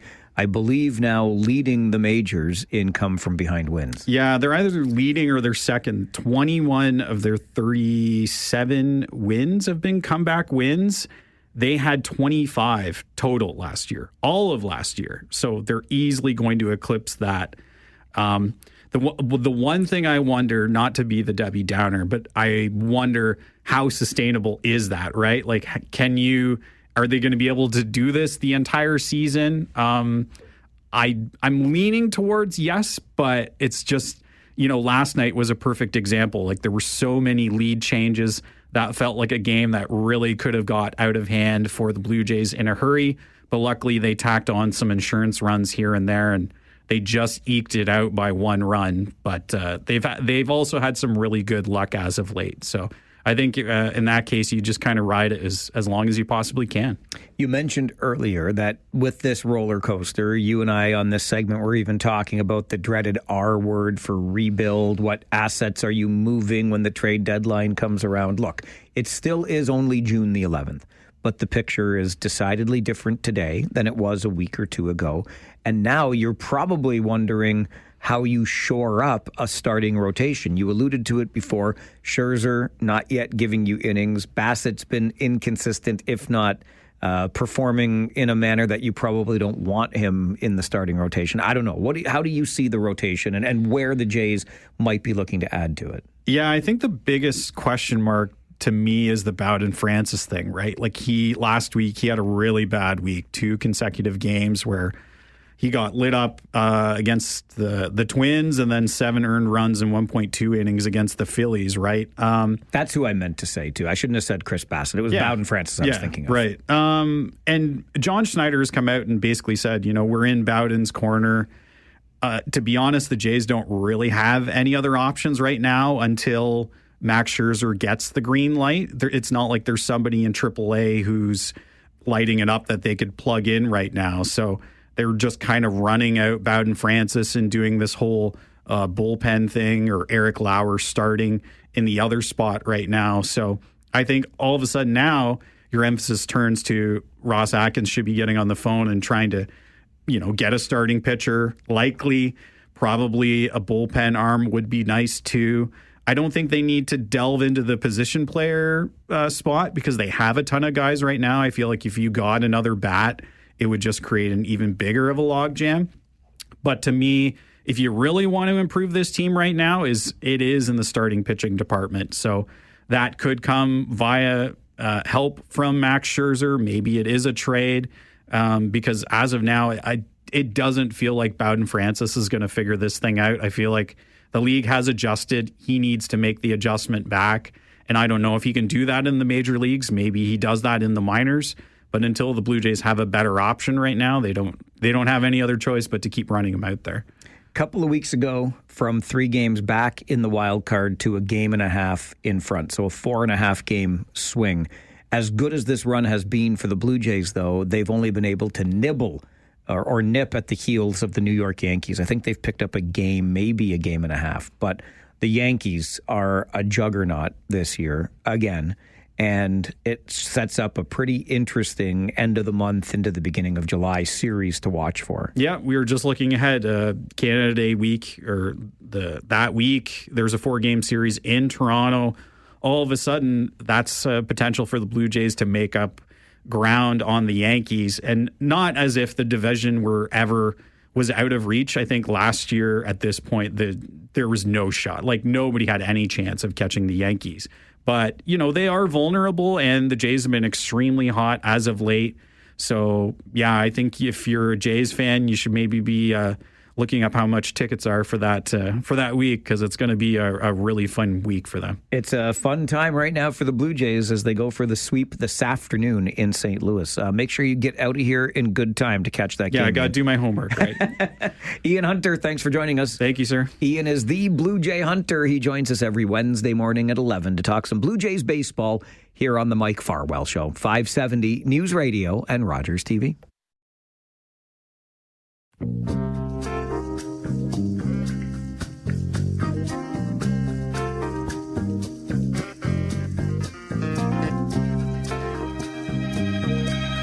If only I could roll video in the studio right now. It's not a prerequisite, although the problem is this is a typical politician. Break something and then claim you fixed it. That's exactly like, and his mic's not on yet, so I can take all the shots that I want. I mean, he's going to claim victory. Oh, I fixed the thing that wasn't broken when he got here, but I'll sort him out in a moment. I wanted to let you know, though, if you didn't hear or see the video that the city of Waterloo put out, it was kind of neat. And for some of us, it was probably a relief to see the geese being rounded up at Waterloo Park. That's right. We're corralling those illegal immigrant geese, putting them into a cage and shipping them off. Okay, to the undocumented geese at Waterloo Park. That's all in jest. They're headed to a bird sanctuary, though, and all of this is being done because these are our Canadian geese, right? But the city of Waterloo did its due diligence. Good job, Waterloo, getting a permit from the Canadian Wildlife Service in order to humanely relocate the geese. So they were all rounded up, put into their pen, and humanely taken to a migratory bird sanctuary. Couple of reasons for this. If you haven't noticed, whilst making your way through the park, there's a lot of goose poop out there. I mean, there's a lot of poop in Waterloo, but usually it just shows up at council meetings, if you know what I'm saying. Come on. You don't have to shovel that stuff, though, do you? No, I kid. I kid because I love Waterloo. You know how much I love you. But there was a problem with the goose poop. And if you've ever encountered a goose when it wasn't ready to be encountered, you know it can be pretty intimidating. Those suckers will hiss at you and spread their wings, and it can be a little bit much. So just because of the sheer population in Waterloo Park, the city got all of the necessary permits and humanely has relocated the geese to the Jack Miner Migratory Bird Sanctuary. If you didn't get a chance to see the video for yourself, just check out the City of Waterloo's website, and they've got it all very humane. The geese seemed quite pleased to be rounded up. I'll bet you they'll enjoy it more at Jack Miner Bird Sanctuary than they did at Silver Lake. And if you're walking through Waterloo Park, you won't be dodging goose poop pellets, nor will you be disturbing their natural habitat. So good job by you, Waterloo. In case you're wondering where all the geese went. All right, we're going to get you an update from the 570 News Center, and then the guy that broke it and then claimed to fix it like a good politician that he is. We'll get his microphone straightened out, and Rob Deutschman is here for political R&D on the Mike Farwell Show. 570 News Radio.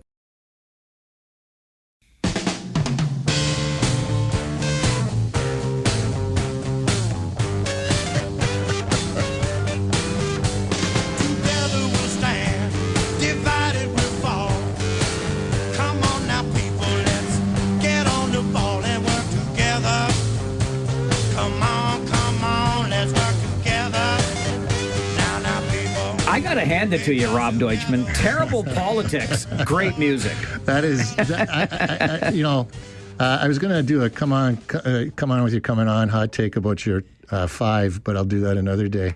I woke up this morning and I'm listening a little bit later, and I thought, did I wake up at noon? I'm hearing all this ranting and raving going on. So I thought, what a better tune than to get you in a better, mellow, funky mood than the funky one you were in. Canned heat, and let's work together. I only speak the truth, at least my truth, on this show, Rob. Nothing but the truth. Absolutely. I'm your guest here, so I'm kind of trapped here. The door's locked. That's right. Once you're in, we don't let you out until your sentence is served. This is Hotel Farwell, Hotel California.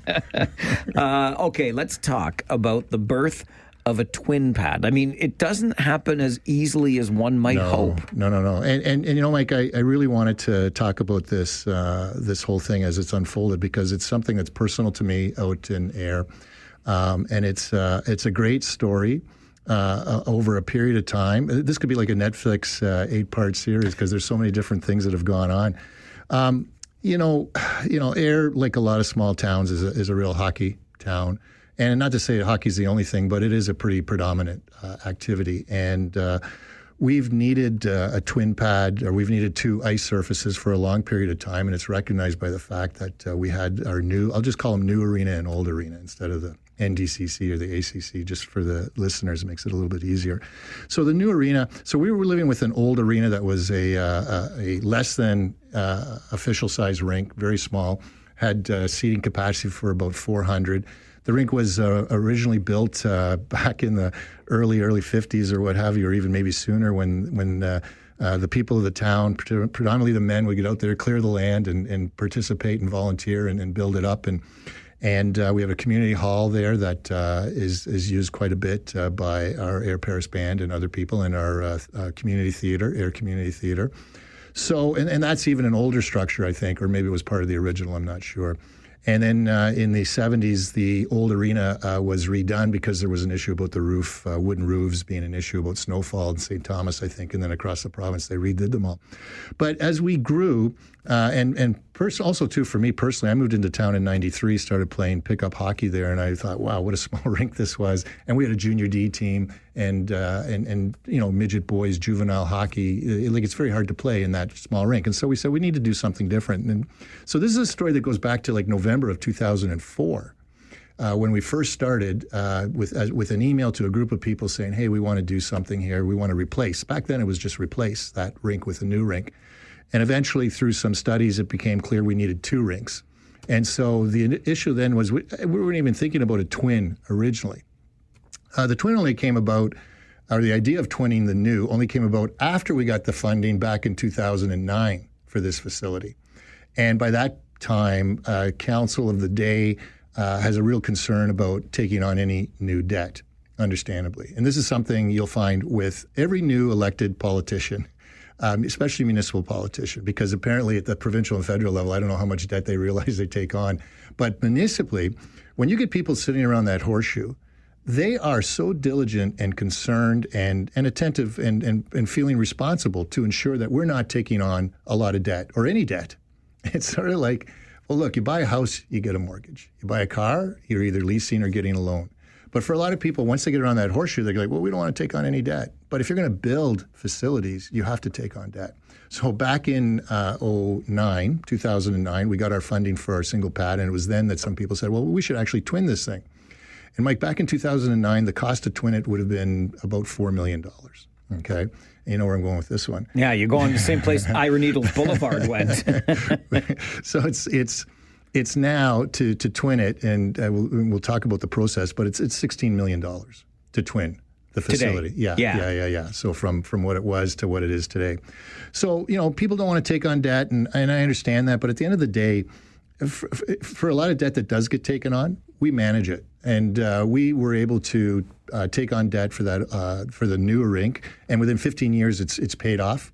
We've got a debt-free, beautiful facility. You know the facility; it looks as new today as it did the day we opened it. I don't know where air would be without it. Quite frankly, absolutely. Yeah. And that was that was our thinking back then. And it's important for your growing community to have places where people can go to. And I always say this: you can build all the buildings you want, but if you don't have the people to run programs and stuff, then basically you've got a ghost town, right? If you don't have people using the facilities, but in order to get people to use the facilities, you got to have proper facilities for them.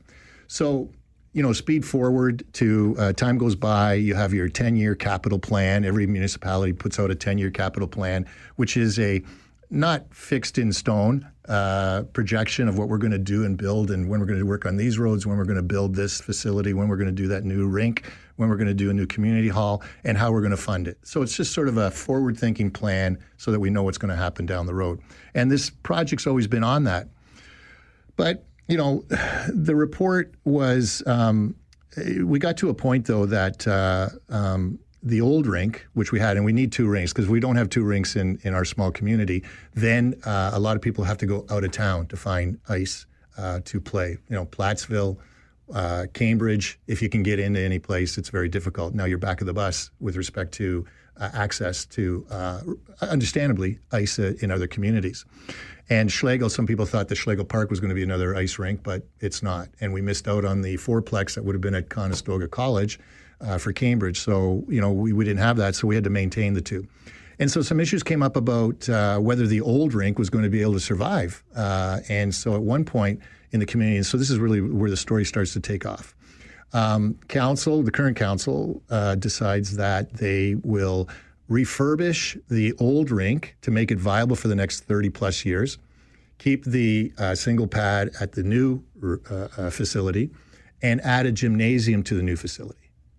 So now we've got 2 separate rinks still and a gymnasium someday in the capital plan to be added on. And gymnasium's not there, is it? There is a hall that's used as a gymnasium, pickleball, and everything else now. Okay. So, in the community, we said, well, hold on a sec. So this is where we start to now draw on knowledge base within the community. There's lots of people in every community. Every municipality has people who would like to volunteer their time and knowledge. And so we were able to bring in, we had an engineer in our community that worked on a whole bunch of refurbishment of rinks and green upgrades and all that sort of thing, energy saving, and had worked on many, many rinks. And so we were able to bring him in, have a chat with our facilities people at our municipality in North Dumfries, and say, look, the issue with the old rink is really about the chiller. It doesn't need a multi-million-dollar refurbishment. If we fix the chiller, which is a lot less costly, we can still get a number of years out of it. And then let's go look for funding for the twin. Give us some time to look for it. And that happened about a year or two ago, a year and a half ago. In the meantime then, so they agreed. So now we've still got our 2 rinks, and funding became available.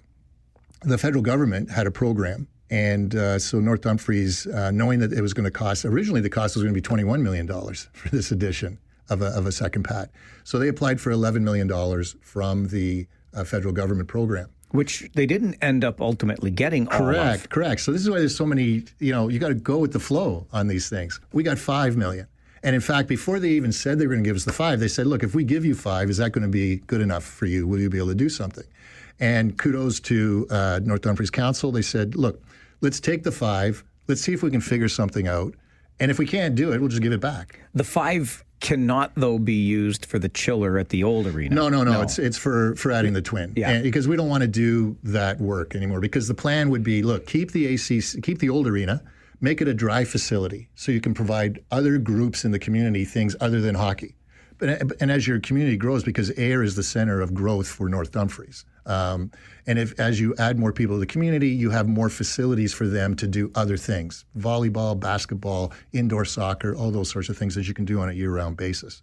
So council said, okay, we'll take the 5, but let's look at reworking the plan. And so, but one of the concerns they had, again, was this issue of debt. So one of the councillors expressed a real concern about debt. So now staff goes back knowing the dynamics of what they're dealing with. And they say, okay, well, look, we've reworked it, and here's 3 options to consider. Okay, one is like your more stripped down rink with 4 dressing rooms. The next one is the rink with 4 dressing rooms and some community programming rooms. And then the third one is your 6 dressing rooms, rink, and community programming rooms. And each one, it's progressively like 13 million, 14 and a half, and 16 million. And you're getting 5 from the federal government. Right, you're getting 5. So okay, can we hold it? And we'll figure out, okay, because we have to take a break, and then we'll get you to the end, because the twin pad is coming. Yeah. We got to get to the big meeting. The big meeting. Yes. And we'll get the details of that and how we got there as we continue political R&D. Rob Deutschman in studio on the Mike Farwell Show, 570 News Radio and Rogers TV. Wednesday mornings, 11:30, political R&D. The R for Rob, the D for Deutschman. It's how the sausage is made when it comes to getting things done. And in this case, getting a twin pad arena approved in Ayr.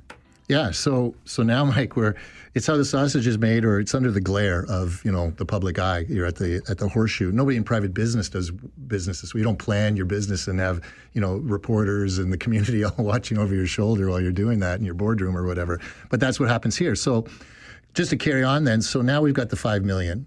And so staff goes back to consider some options to see how we can rework the original plans, because the original is actually going to be $21 million to add the twin. And so now you're $5 million or $6 million short. So how do you get around that? And so they go back to reconfigure and decide how they can put it together a little bit differently. Maybe not as many stands, only seating for 100 people, not seating for 250 or 300 people, that sort of thing. And so they come back with the 3 options. But in all 3 options that we talked about, the way to finance it, the consistent way to finance it in all 3 options was to sell the old arena. And so therefore it would provide at a conservative estimate of $1 million towards the cost of building the new. And I think for a lot of us, that was out of the blue. We didn't know that was coming. It caught us a lot of people by surprise. Certainly the user groups who were using the community hall were quite surprised by that as well. Because they've got their established organizations running there, and they have been there running for decades in that location. But there really wasn't a lot of public consultation ahead of time on that. So we started a campaign as well, because we didn't want to sell the old arena. We said, look, for the $1 million, just add it to debt. Like that's one more million. I know I'm sounding pretty casual. That is a little casual, I yes. know. But when you've been there, as I've been there, and see what I see, the $1 million is not a huge difficulty over 20 years for a municipality to deal with. The municipalities have a large capacity to take on debt if they had to. Okay, banks and everyone else and lending institutions are happy to lend money to municipalities because they know the good news is the money's in the community. The bad news is the money's in your pocket. So that's what I use that line for the parish priest. But anyway, when they're fundraising and telling the congregation. But so now we're saying, okay, well, we have to rework this thing because what also happened is as soon as you talked about selling the old arena, well, we had 2 of our 5 councillors lived pretty well right beside the old arena. And so now they've got a conflict of interest situation because you're talking about a sale of the old arena. Now you've just taken 2 out of 5 people who are making this decision out of it. And the 2 who are in air, most connected to this decision, are now out of the picture.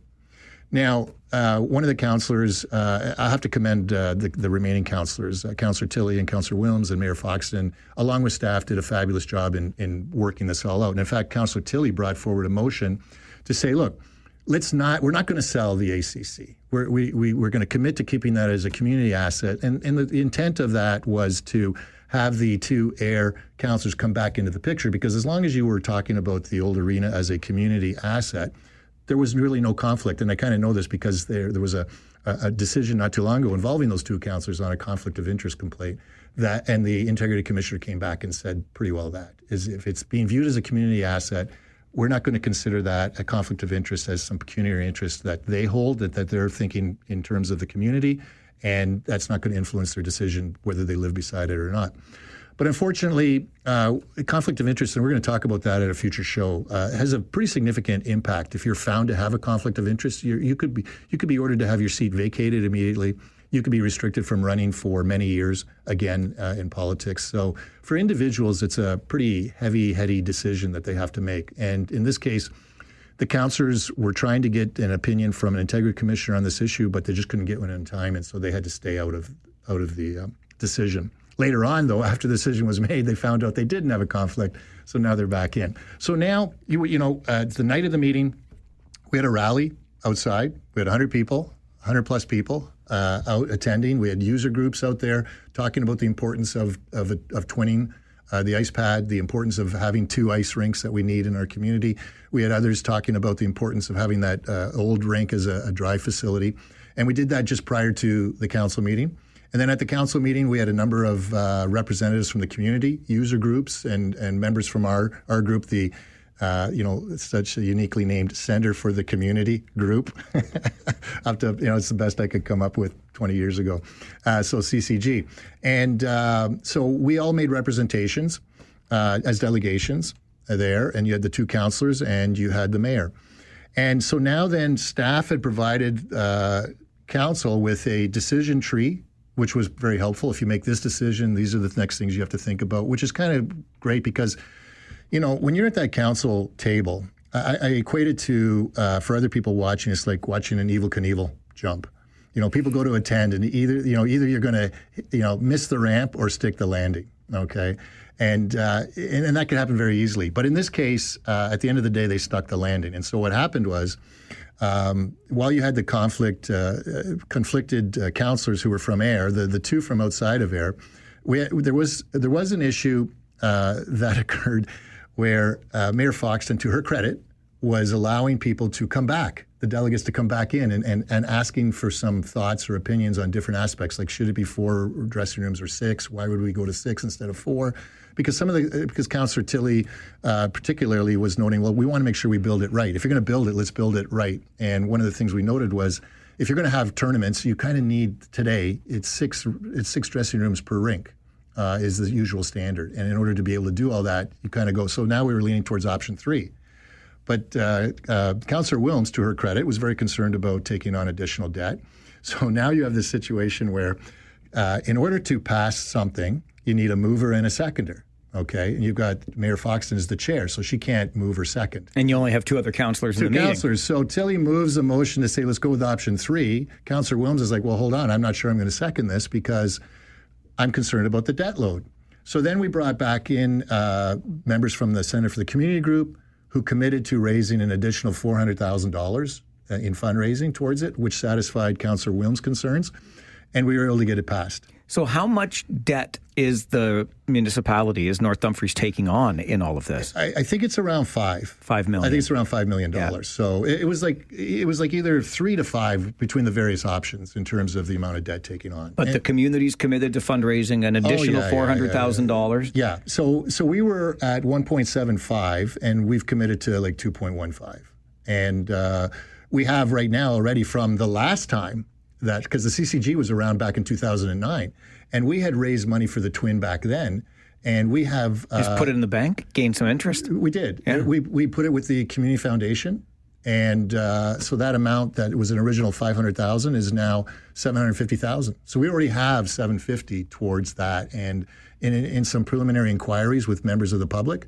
The community, who we know where the money is. We probably have another $400,000 or $500,000 already committed. And in the end, you get a twin pad arena, and the old arena gets used as that dry facility to continue. It should have stayed a community asset, so the right move all around. Yeah, it was a great story. It had a lot of twists and turns, even right to the very end. You didn't know if that motion was going to get passed or seconded or not, and it did. And then it worked out really well. So the only complaint some people have, which is a minor thing, is we got like 30 seconds. You don't usually bring people back in to talk after they've made the initial delegation. So you have to usually pass a motion to suspend your policies and procedures. But nobody objected. It worked out. It was a love-in.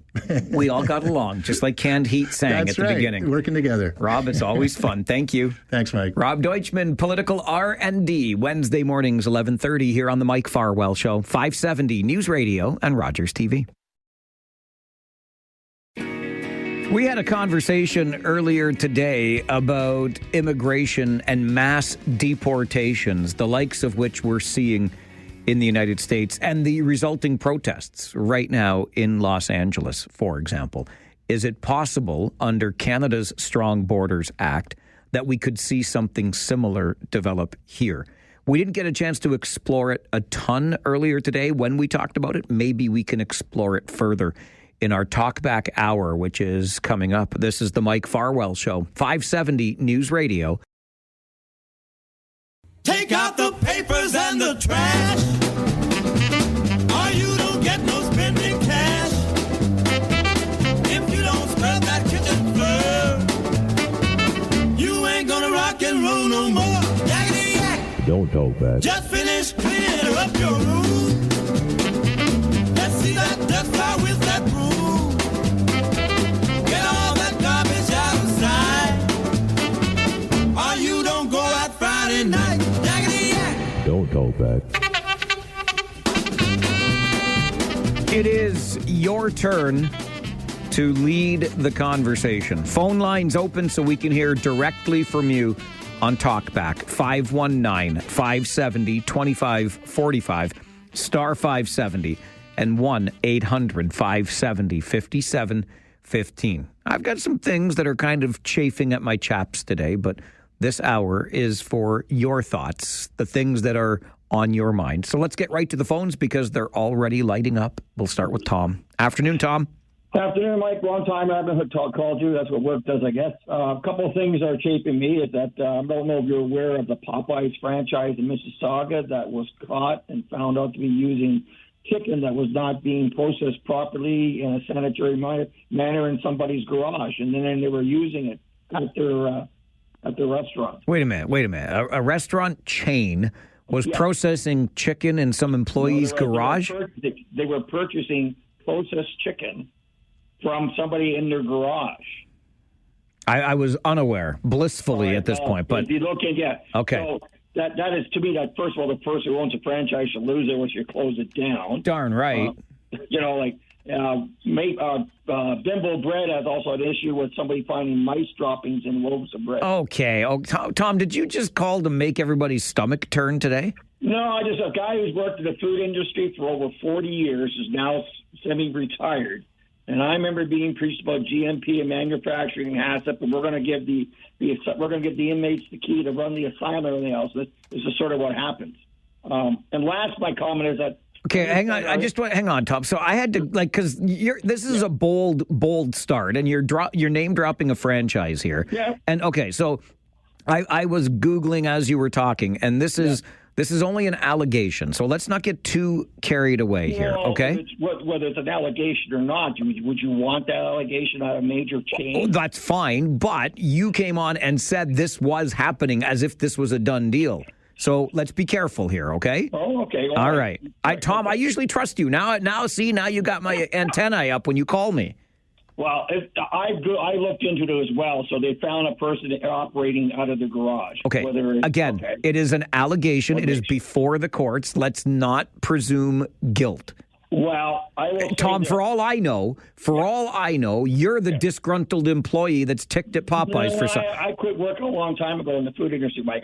I'm just saying. I'm letting you know in my position how careful I have to be and how my trust in you has now been eroded, my friend. Well, I will say this, Mike. I actually went to a Popeyes a couple years ago, and there was a shortage of chicken, and we watched the manager go to the trunk of his car. Okay. Again, I'm going to give you one more chance now, Tom. What are you doing? Stop with the franchise naming here. Let's go. Jiminy Christmas. No, well, it's not hard. This is not hard, Tom. Okay. All right. Anyhow, the last point I wanted to say was I understand our local MPPs are getting a 40% increase. That was a few weeks ago, but yes. Okay. They couldn't take 5. They couldn't take 2. That was my recommendation, but nobody listens to me. Well, I guess everybody has the same recommendation. So, okay. Thanks, Mike. Okay, Tom. Thanks a lot. It's not really, okay? We don't need to smear anyone or any business unnecessarily, okay? Watch the guy go to the trunk and get more chicken. Anyway, so we will, it's not difficult, okay? We'll just keep the business names absent and we'll talk, if you've got a problem with a certain franchise, that's fine. That can be the name. This franchise, this very popular chicken franchise, and you can leave it right there. Probably just franchise would be better, because if you say a very popular chicken franchise, anyway, you know where I'm going with this. It's not that difficult. Please don't make my job harder than it needs to be. I have an easy job. Let's keep it that way. Grant, good afternoon. I found that very interesting. It wouldn't bother me if a clean name was mentioned. Not at all. Well, you're not me, Grant, and it does bother me. So there you go. Well, it shouldn't. It should. Well, you can say it shouldn't, but I'm telling you it does. Is it in your contract that you can't say these I don't things? have a contract.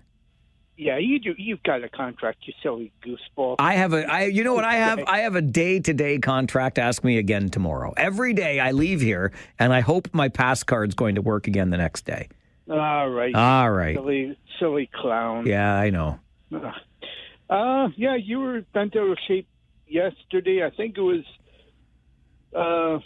I can't remember when it was, but it was... You can't remember when it was, but I was bent out of shape yesterday, huh? Because this fellow was talking, he was saying, nothing's going to happen with Canada. No war is going to happen in Canada. And he's absolutely right. Okay. Nobody wants... That was the other Tom. Yes, he wants us to not worry about defense spending. Yeah, I wouldn't worry about it. Okay. We're Canada. No one's going to bomb us. Are they bombing? Let me put it to you this way, Grant. Then you shouldn't. Then don't worry about climate change or global warming, because by the time it impacts you, you're going to be long gone. I think that's the same argument you make with defense spending. I get it. Nobody's bombing or attacking Canada tomorrow. But do I know what it looks like 20, 40, 60, 80 years from now? No. And if we don't start getting a good base now in our military and our defenses, then we are screwed, pardon my expression, later. So let's just do what we should do. I wouldn't stress about it. Okay, well, then I don't stress about global warming anymore. I'm going to go home and run my car all afternoon. Yeah, you worry about these things too. I remember Dad telling me years ago when I saw a war going on in other countries, nothing's going to happen here. Yeah, and that's fine. I'm not going to get bent out of shape. And there was another. I'm done with that stuff. Okay. But there was another place restaurant I went years ago. I won't tell you the name because you're going to get all squirrely about it. But anyways, I bought a salad from that place. and it was moldy. A moldy salad. Imagine that. Some wilted lettuce. Grant got some wilted lettuce. Do you see how easy it is to participate in Talkback? Your calls are welcome on the Mike Farwell Show. It's open lines when you never know what you're going to get. 519-570-2545, star 570, 1-800-570-5715. You can talk about wilted lettuce in the salad you bought, or maybe, like me, you're wondering about all-day two-way GO trains and if they're ever going to get here, and why the region uses data to make some decisions on our roads, but not others. These are things chafing my chaps today. What about you? It's the Mike Farwell Show, 570 News Radio and Rogers TV.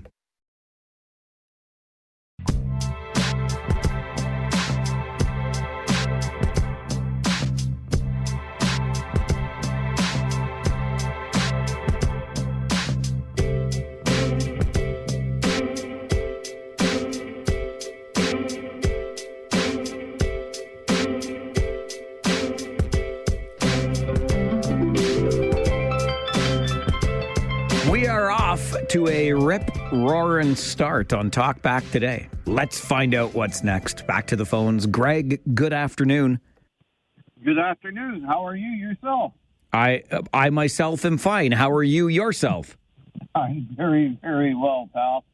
Listen, the first caller you had, he was saying, I won't bother with the name of the restaurant chain, but actually it was quite a big story on the news for a couple of days.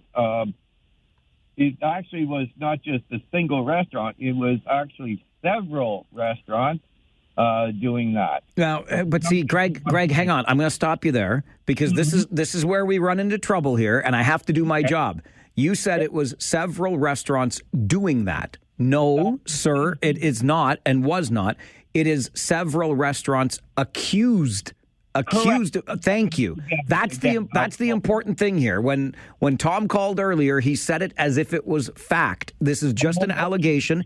And in the story that I have read myself, and I will quote, "We believe this is a former supplier lashing out after losing our business." So there you go. We can't be smearing any business's name over an allegation. That's all. Yes, I understand. I'm glad you do. Yeah. So, but again, it was... Greg, I'm sorry. Are you swimming right now? Because your phone sounds like it's underwater. Oh, no.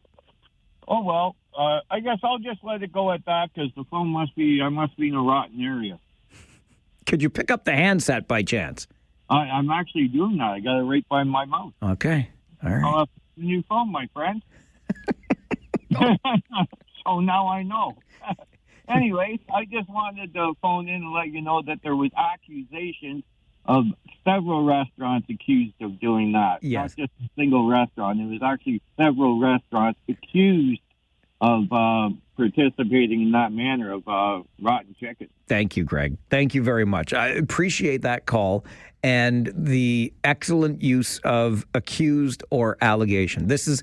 Again, when Tom called up before, he said, did you hear about this popular restaurant chain in Mississauga that did X, Y, and Z? But it didn't do. It's only accused of doing. So I had to Google while Tom was talking because I'm sorry that I missed the story. For what it's worth, I think one time I went into that restaurant in my whole life. But anyway, maybe that's why it wasn't on my radar. But I just looked it up so that I had the story in front of me, and I could see that there is a lawsuit that has been filed against this particular restaurant chain. And as I said, the restaurant chain itself suggests that maybe the problem here is with a disgruntled former supplier, which is no longer a supplier for the company for a variety of legitimate reasons. So all we must do is be very careful, because if somebody just takes Tom at his word, they hear that this restaurant chain did this, they did this, and then the restaurant chain is painted in a very bad light, and it came through this very radio station, and I'm sorry, I must be the radio station police in this case. That's all. So we'll just be very careful with our language and smearing the name of a restaurant chain. once this goes through the courts, if it turns out that this is exactly what happened, then we know. And then we can say they did this. But until the courts prove it so, it is simply an allegation. And we don't know the origins of that allegation at this point. The restaurant chain has filed its defense, and the complainant has filed its lawsuit. And we continue with Talkback on the Mike Farwell Show, 570 News Radio and Rogers TV.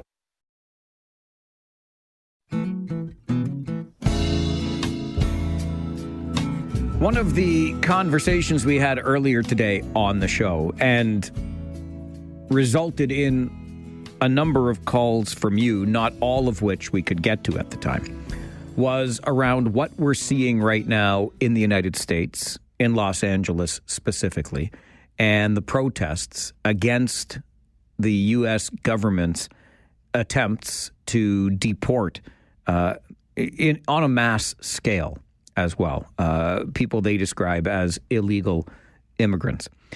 And we had on the show earlier the Migrant Rights Network and its spokesperson, Syed Hassan, who talked about Canada's Bill C-2, which is the Strong Borders Act, and how it so closely mirrors what is going on in the United States. And I'll quote Syed Hassan from the Migrant Rights Network when he says, Prime Minister Carney campaigned on being different from Donald Trump, yet his very first bill is a shameful capitulation to racism and xenophobia, which abandons Canada's legal and moral obligations to refugees and migrants. We are witnessing the deliberate expansion of a mass deportation machine designed to tear apart families and communities. That is the allegation from the Migrant Rights Network. I'll remind you what Prime Minister Carney had to say about Bill C-2 when it was that he introduced it. We will return our immigration to sustainable levels by capping the total number of temporary workers and international students at less than 5% of Canada's population by the end of 2027. That's a sharp drop from the recent high of 7.3%, and this will help ease strains on housing, on public infrastructure, and social services. And that follows something that Prime Minister Carney was talking about when he was just the Liberal leader during the campaign, that we just didn't have the infrastructure to match the surge in population. And until we get that balance right, caps need to remain in place. Now, according to our guest earlier, this bill that is now before our House of Commons and being debated, the first bill brought forward by the Carney government, is very similar to legislation that Barack Obama brought to the U.S. administration years ago. And all it takes is a slightly more tyrannical leader. Can I put it that way? Because I think that would be a fair enough assessment of Donald Trump. But to take what was put in place by Obama or something similar to this that Mark Carney and this Liberal government would like to put in place, and then you get a next leader who might be a little bit more extreme, and the next thing you know, you have a situation playing out like we see being played out in Los Angeles right now. We also know here in Canada, and we talked about this earlier on the show, that there are an estimated 500,000 illegal immigrants. That does not mean there are 500,000 people here who are doing things of a criminal nature. They might just not have filled out their paperwork completely. We don't really know. But they are people looking for places to live. If they've got a place to live, they are in a shelter that somebody else doesn't have access to. They may very well be participating in their community. They've got a job. And Canada has not really identified a way of removing the illegal immigrants. Does it turn into mass deportations? What kind of situation are we facing? Currently, the plan in Canada seems to be we will wait for them to voluntarily leave. Well, if we end up in a situation similar to Los Angeles, we'll know why. We can look back on these moments and say, this is where it all began. Talkback continues on the Mike Farwell Show, 570 News Radio and Rogers TV.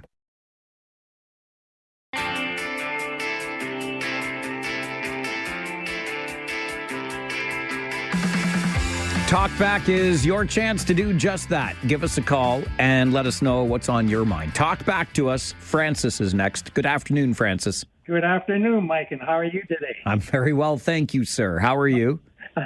Very good. I really had a real belly laugh last night. I had to check the calendar, and I thought it was April the 1st. What happened? I was listening to City TV. I believe it was Waterloo herding up all the American geese to send away to a bird sanctuary. Yes, sir. Well, isn't that something? Yeah, you know, like they can fly how many miles from down south across wherever, but they're going to go in the bird sanctuary, and I guess they're going to get some kind of a visa ticket, a tariff charge, or what, that they'll stay away from the Waterloo Park. They will. Hey, how about New Hamburg? You can't walk there for years on the ground with all the poop. Well, maybe New Hamburg needs to also send some Canadian geese to the sanctuary. Yeah. God bless. Thank you, Francis. Good to hear from you. There was too much poop, and they were scaring too many users of Waterloo Park. You have to control. As Bob Barker famously said, help us control the pet population. Have your Canadian geese sent to a sanctuary. At least I think that's what he said. Curtis, you're next on Talkback. Good afternoon. Afternoon, Mike. Just listening to what you said about Carney and the bill that he passed on sustainability with all the immigration. Well, he hasn't passed it, but it is before the House of Commons now. Yes. Well, I hope he does pass it, and I'm going to say that I didn't vote for him, but he's dealing with everything his predecessor didn't deal with. And now he has to bear the brunt and make the decision that needed to be made about 5 years ago. So I wish him luck, is all I say. All right, Curtis, I appreciate that call. And I don't think Curtis is wrong in that characterization of Mark Carney. I've said this on a number of occasions. He is essentially becoming the anti-Trudeau. Like it's like when George Costanza decided to do opposite George. Whatever he would usually decide to do, he did the opposite. Mark Carney canceled the consumer carbon tax. He's increasing defense spending. He is putting a cap on immigration. People who have immigrated to this country are not bad people. Immigrants are not bad.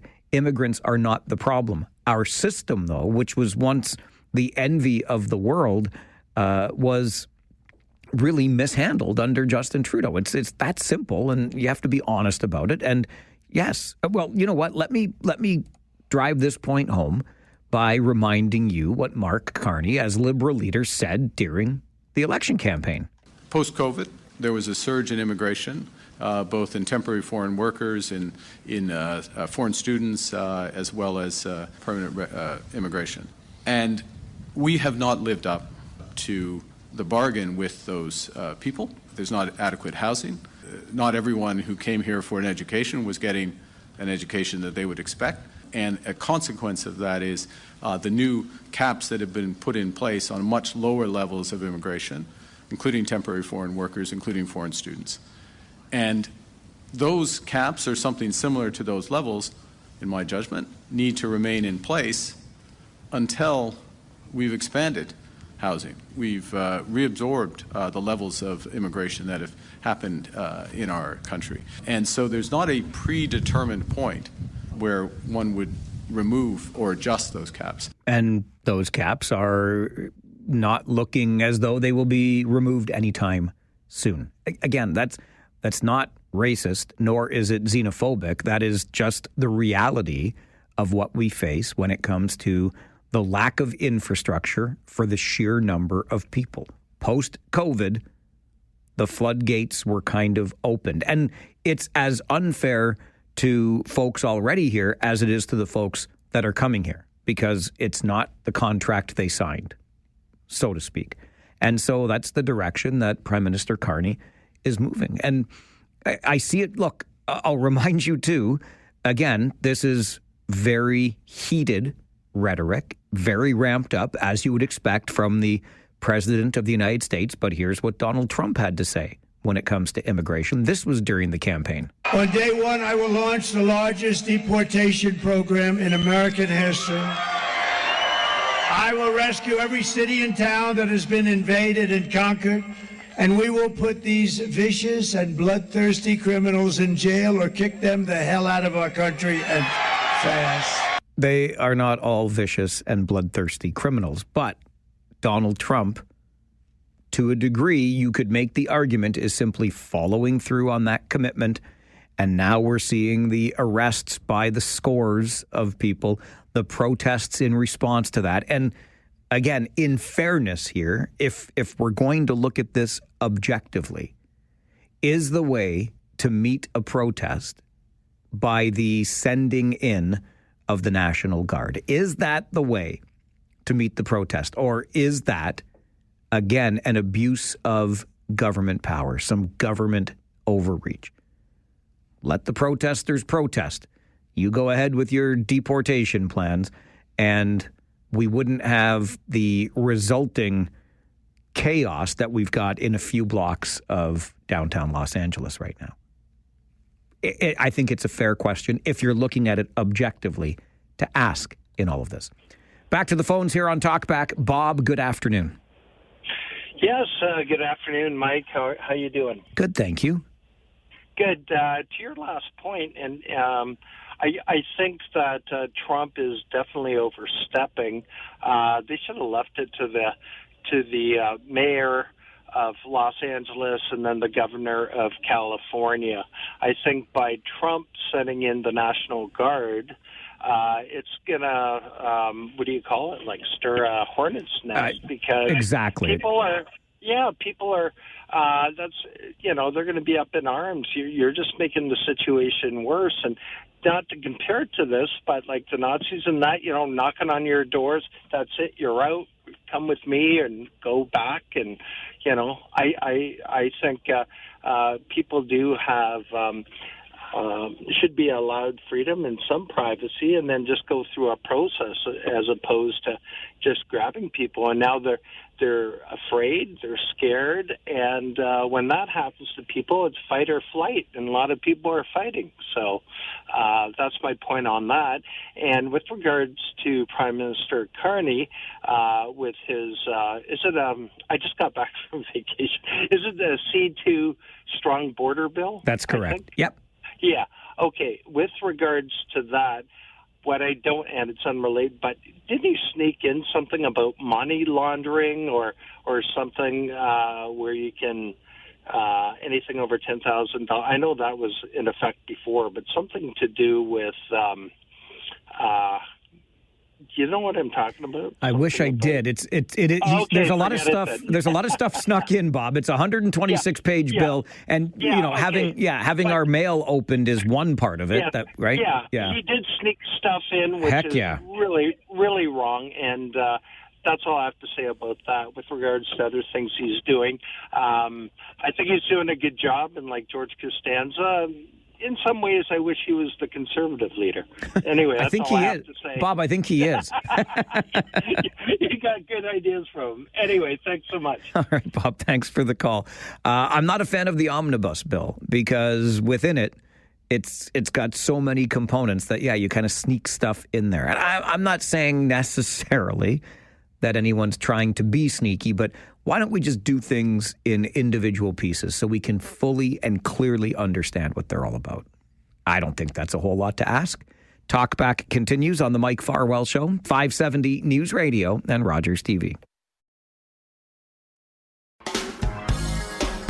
Non-stop opinions that are all yours. You get to share yours when you call 519-570-2545, star 570, or 1-800-570-5715. The beauty of this show is that they let me share my opinion as well. And here's one that I've got.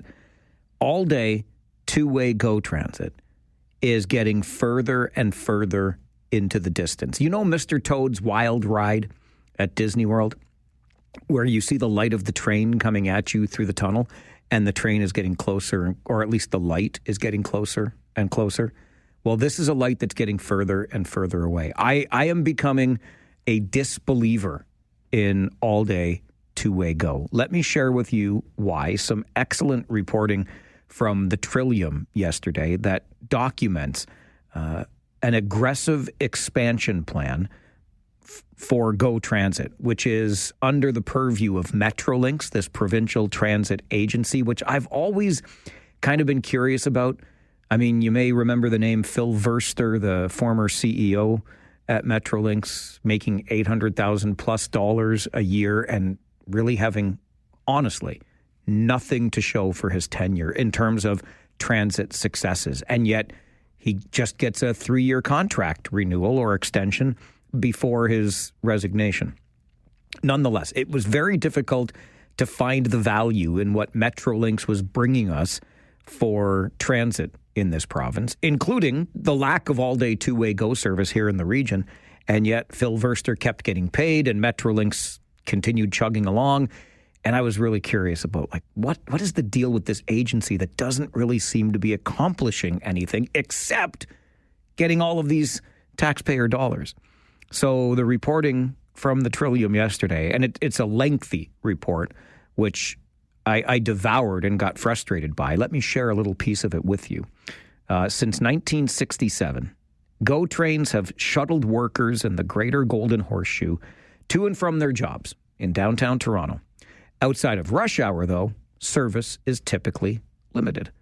In 2018, however, to contend with a rapidly growing population in the region, Metrolinx prepared a business case for GO trains to run every 15 minutes. Every 15 minutes, all day, both ways, on the core lines that carry the most people in and out of Toronto. Which lines would those be? Lakeshore East, Lakeshore West, Barrie, Stouffville, and, you guessed it, Kitchener. The diesel trains would be electrified and several stations would be expanded. Again, this goes back to 2018. In 2022, this multi-billion-dollar plan became even more ambitious, calling for trains every 3 to 8 minutes at peak hours. And it had the backing of Doug Ford's Conservative government here in Ontario. So 2018, 15 minutes intervals for trains, both ways all day. In 2022, 4 years later, trains every 3 to 8 minutes at peak hours. Metrolinx is working with this German rail company that's got experience in this. This was going to be a European-style rail service for the Greater Golden Horseshoe, Greater Toronto Area, Hamilton, the region of Waterloo, Guelph, points in between. This is fantastic stuff. And 7 years later, poof, gone. Nothing comes of it. There is a quiet, and it doesn't sound like an amicable at all, separation between Metrolinx and this German rail company that was helping to spearhead this project. They stopped getting along. That relationship is severed. Nothing comes of this. Whatever millions have been spent so far have not been documented to us. Why the breakup happened and the plan's been dismantled, nobody knows. But according to one of the sources, and I will quote again, there are a lot of people at GO that think running frequent trains in both directions is a kind of dilution of their mandate, or an unnecessary frill, or a waste of money. Frequent trains are a waste of money, according to a lot of people at GO Transit that runs trains. So you tell me, does all-day two-way GO ever get to this community?